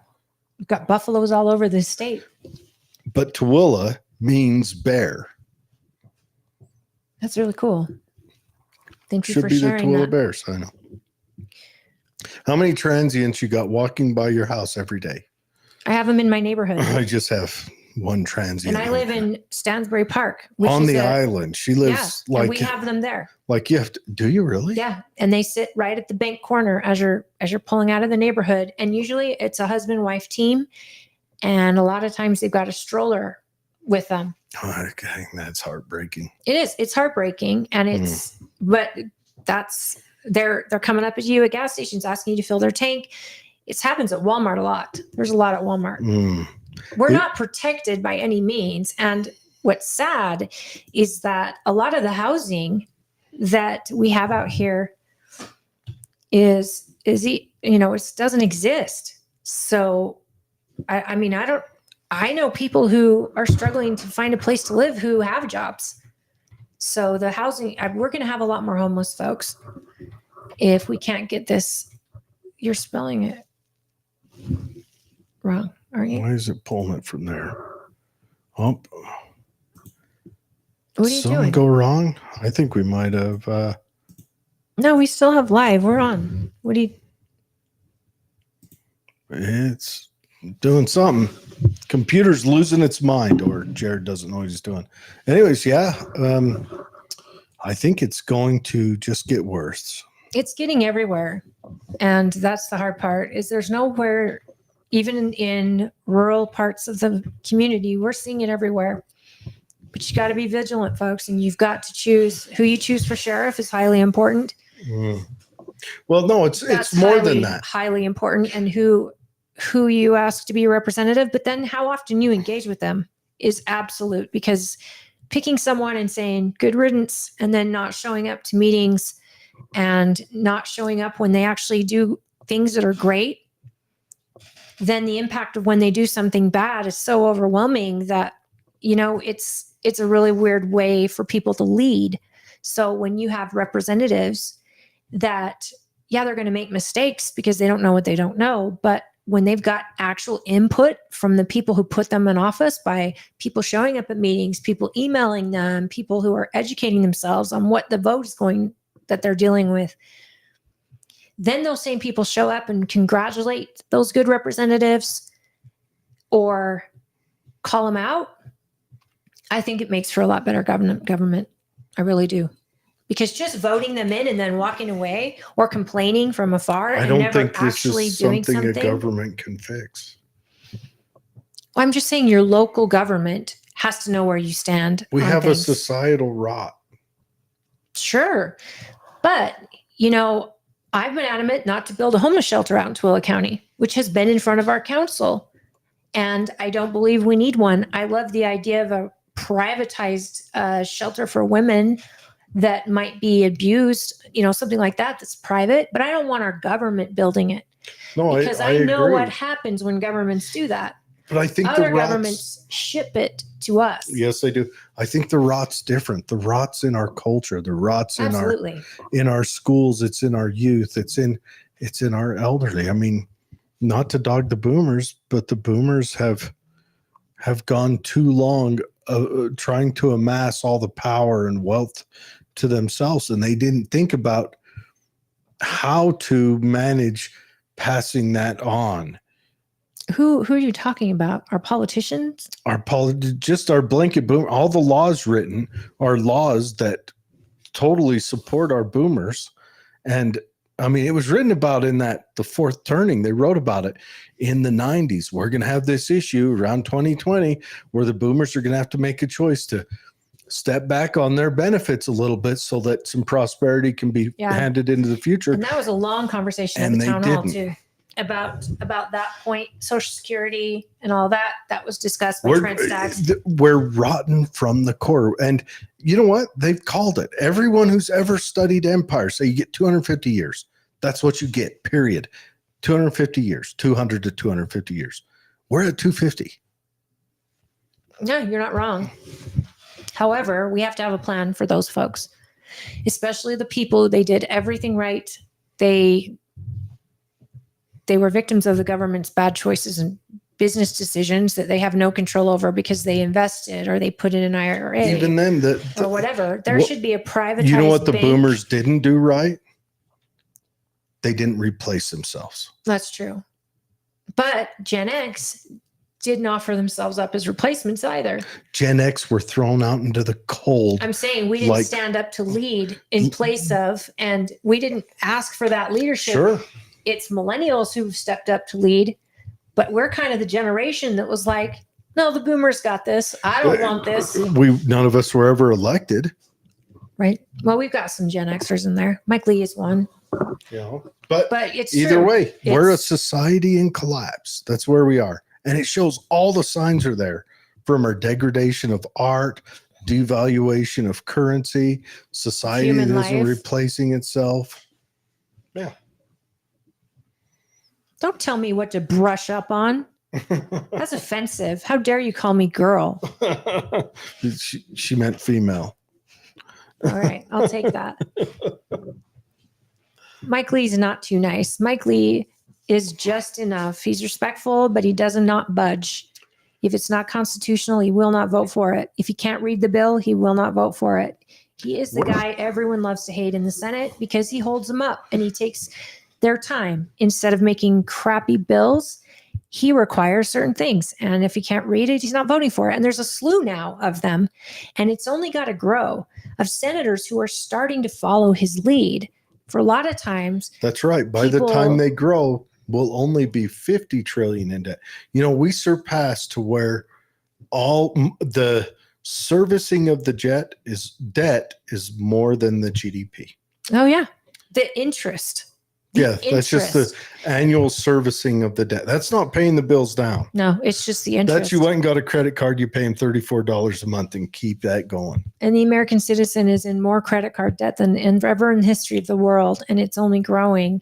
And what happens when they can't afford the credit card debt? I mean, it's bound for disaster. I'm thinking I could get me like a Camaro, an early 70s model Camaro, and I could get me some leathers and a blue heeler dog. Up on gasoline, bro. And I can get me a Camaro eats a lot of gas. I can get me a coach gun and saw it down and wear it in a leg holster. That would be a crime. Won't be a crime when the government's gone. Yeah, but your Camaro's not going to do nothing if there's no gas. Or I think I wear the strappy outfit. How are you going to power it? And the they silver. They never discuss that in the Mad Max movies. Yes, they do. Where do they get the gas from? They have that pumper. That's what the whole movie's about. Centered all around. Right. That refinery. But where are you getting it from? Because the refinery is clear in Salt Lake. Are you going to move to Salt Lake? Well, the refinery in Mad Max sat by itself. But yeah, sure. And where are we putting Thunderdome? Well, no, we don't talk about. I mean, it's out there in the West Desert. We've got plenty of room. I think we cut this show off early. Let you get the ladies' night. Dwayne never showed up, so we can't have call in. Well, Holly's a kulak. What is a kulak? I'm not gonna. Is that like a the kulaks? The kulaks were who were killed off in the Holodomor. Oh, that's sweet. They were the upper lower class. A kulak was anyone that hired someone else to do work on their farm. Oh, and you were a bitch. Just kidding. Not offended. I love you. But yeah, all right. I'd hire you to work my farm any day. We're going to cut this show off a little early because Dwayne never showed up. I don't know what's going on with Dwayne. He might have texted and told me something, but... No, he should have told me because I've got my call screener in the other room. Oh. But... I hope Dwayne's okay. Me too. I saw him on Facebook doing... Bitch is... I know, Holly's cursed 3 times tonight. But it was all Dwayne sent pictures of skiing. So I hope Dwayne's okay. No, I get it. I get it. I hope he's okay. I hope didn't get injured up on the hill. But if he did, we'll have to go support him. But everyone, thanks for watching. Are we really calling it? Yeah, we're going to call. We're going to let you cut out to get to your ladies' night and karaoke and hummina. And you tell those ladies hi for me. And the new lady, tell her, random guy says hi. Anyways, remember, check out colbyforutah.com. If you really want to have a ladies' night and you like karaoke, text me. I'll give you the deets. You need to go read the Gulag Archipelago. And you're only invited if you quit telling me what I have to read, because I am sick and tired of reading.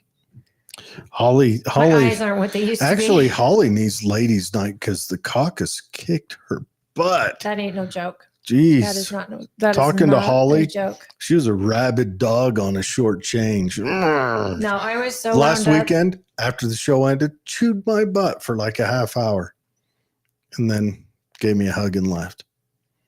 Try me and my husband. I do. He has to live with me. I do. Your husband is probably like, I'm going to Walmart. He's a saint. Tell your husband, magazine racks down there. Got lots of stuff. They got cars, guns, technology, magazines, whatever he likes. And he shops all the time. Whatever he likes, all the magazines. And if you're trying to get away from the old lady, perfect. You just sit. That's more offensive than calling person female. What? Old lady. I picture a really old lady with a cigarette hanging out of her mouth with 20 kids on her arms going, hey. what time are you going to bring that paycheck over? That's what I picture in my mind when you say, that's my old lady. And he's got a wife beater on. And they ain't no sandwich.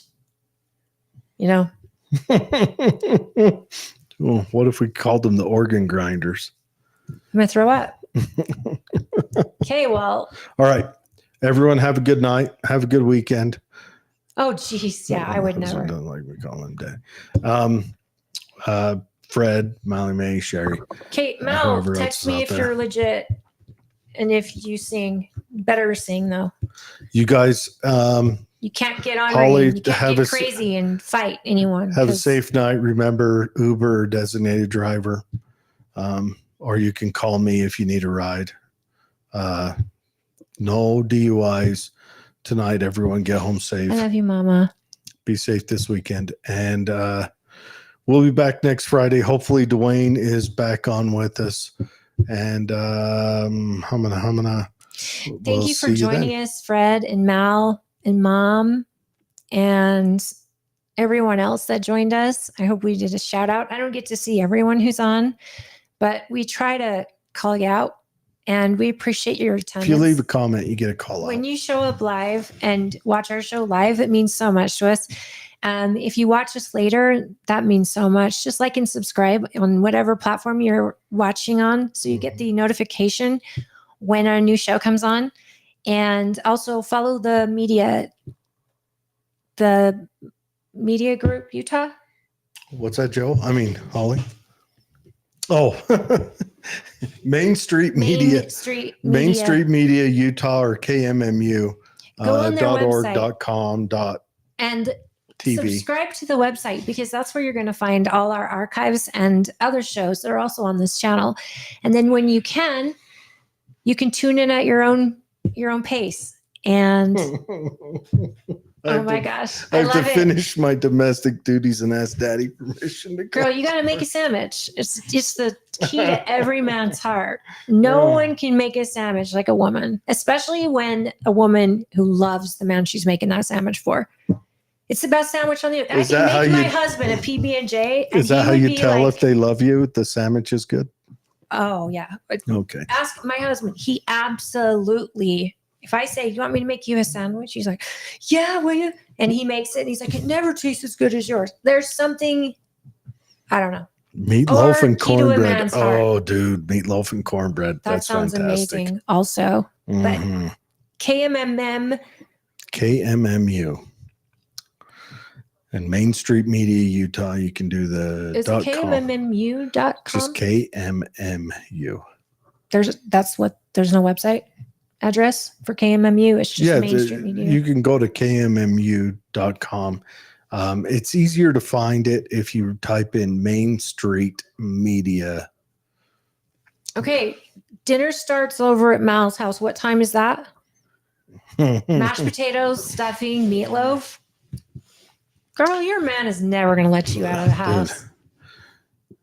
He'll probably be showing up to karaoke with you guys. Hey, designated driver. Does he drive to Twila? All right. You guys have a safe night, okay? We love you guys. Yep. Thank you for tuning in. And hey, go to Colby's website. Yeah, it's a good dude. Colby Jenkins for Congress. Go check it out. Learn all you can. And get a hold of him if you have questions, especially if you're a state delegate. Yeah. We want you to get to know him. Well, if you're a state delegate in District 2, I should say, because you can't vote for him if you don't live in District 2. But we highly recommend getting to know both him and as well Celeste Malloy. Get to know her, give her your time. And we've had Celeste on 2 weeks ago, and she'll be on again. We also will have them live and in person here out at the county. We want you to come out, share the issues that matter. She's still a new congresswoman. She's only in 4 months or so as a voting member of Congress. And she's been a wonderful representative as far as being accountable and available to us. So we have no complaints there. I'm really impressed with Colby Jenkins. And I mean, this is going to be a really interesting race. And of course, I want to hear from you guys. So share your ideas. We love you. And we wish you a very safe and happy weekend. And give our best to your hubby, Mal. Yeah. Good night and good weekend. We'll see you guys next week. And hopefully Dwayne's okay so he can get back on here and manhandle the production side. Love you guys.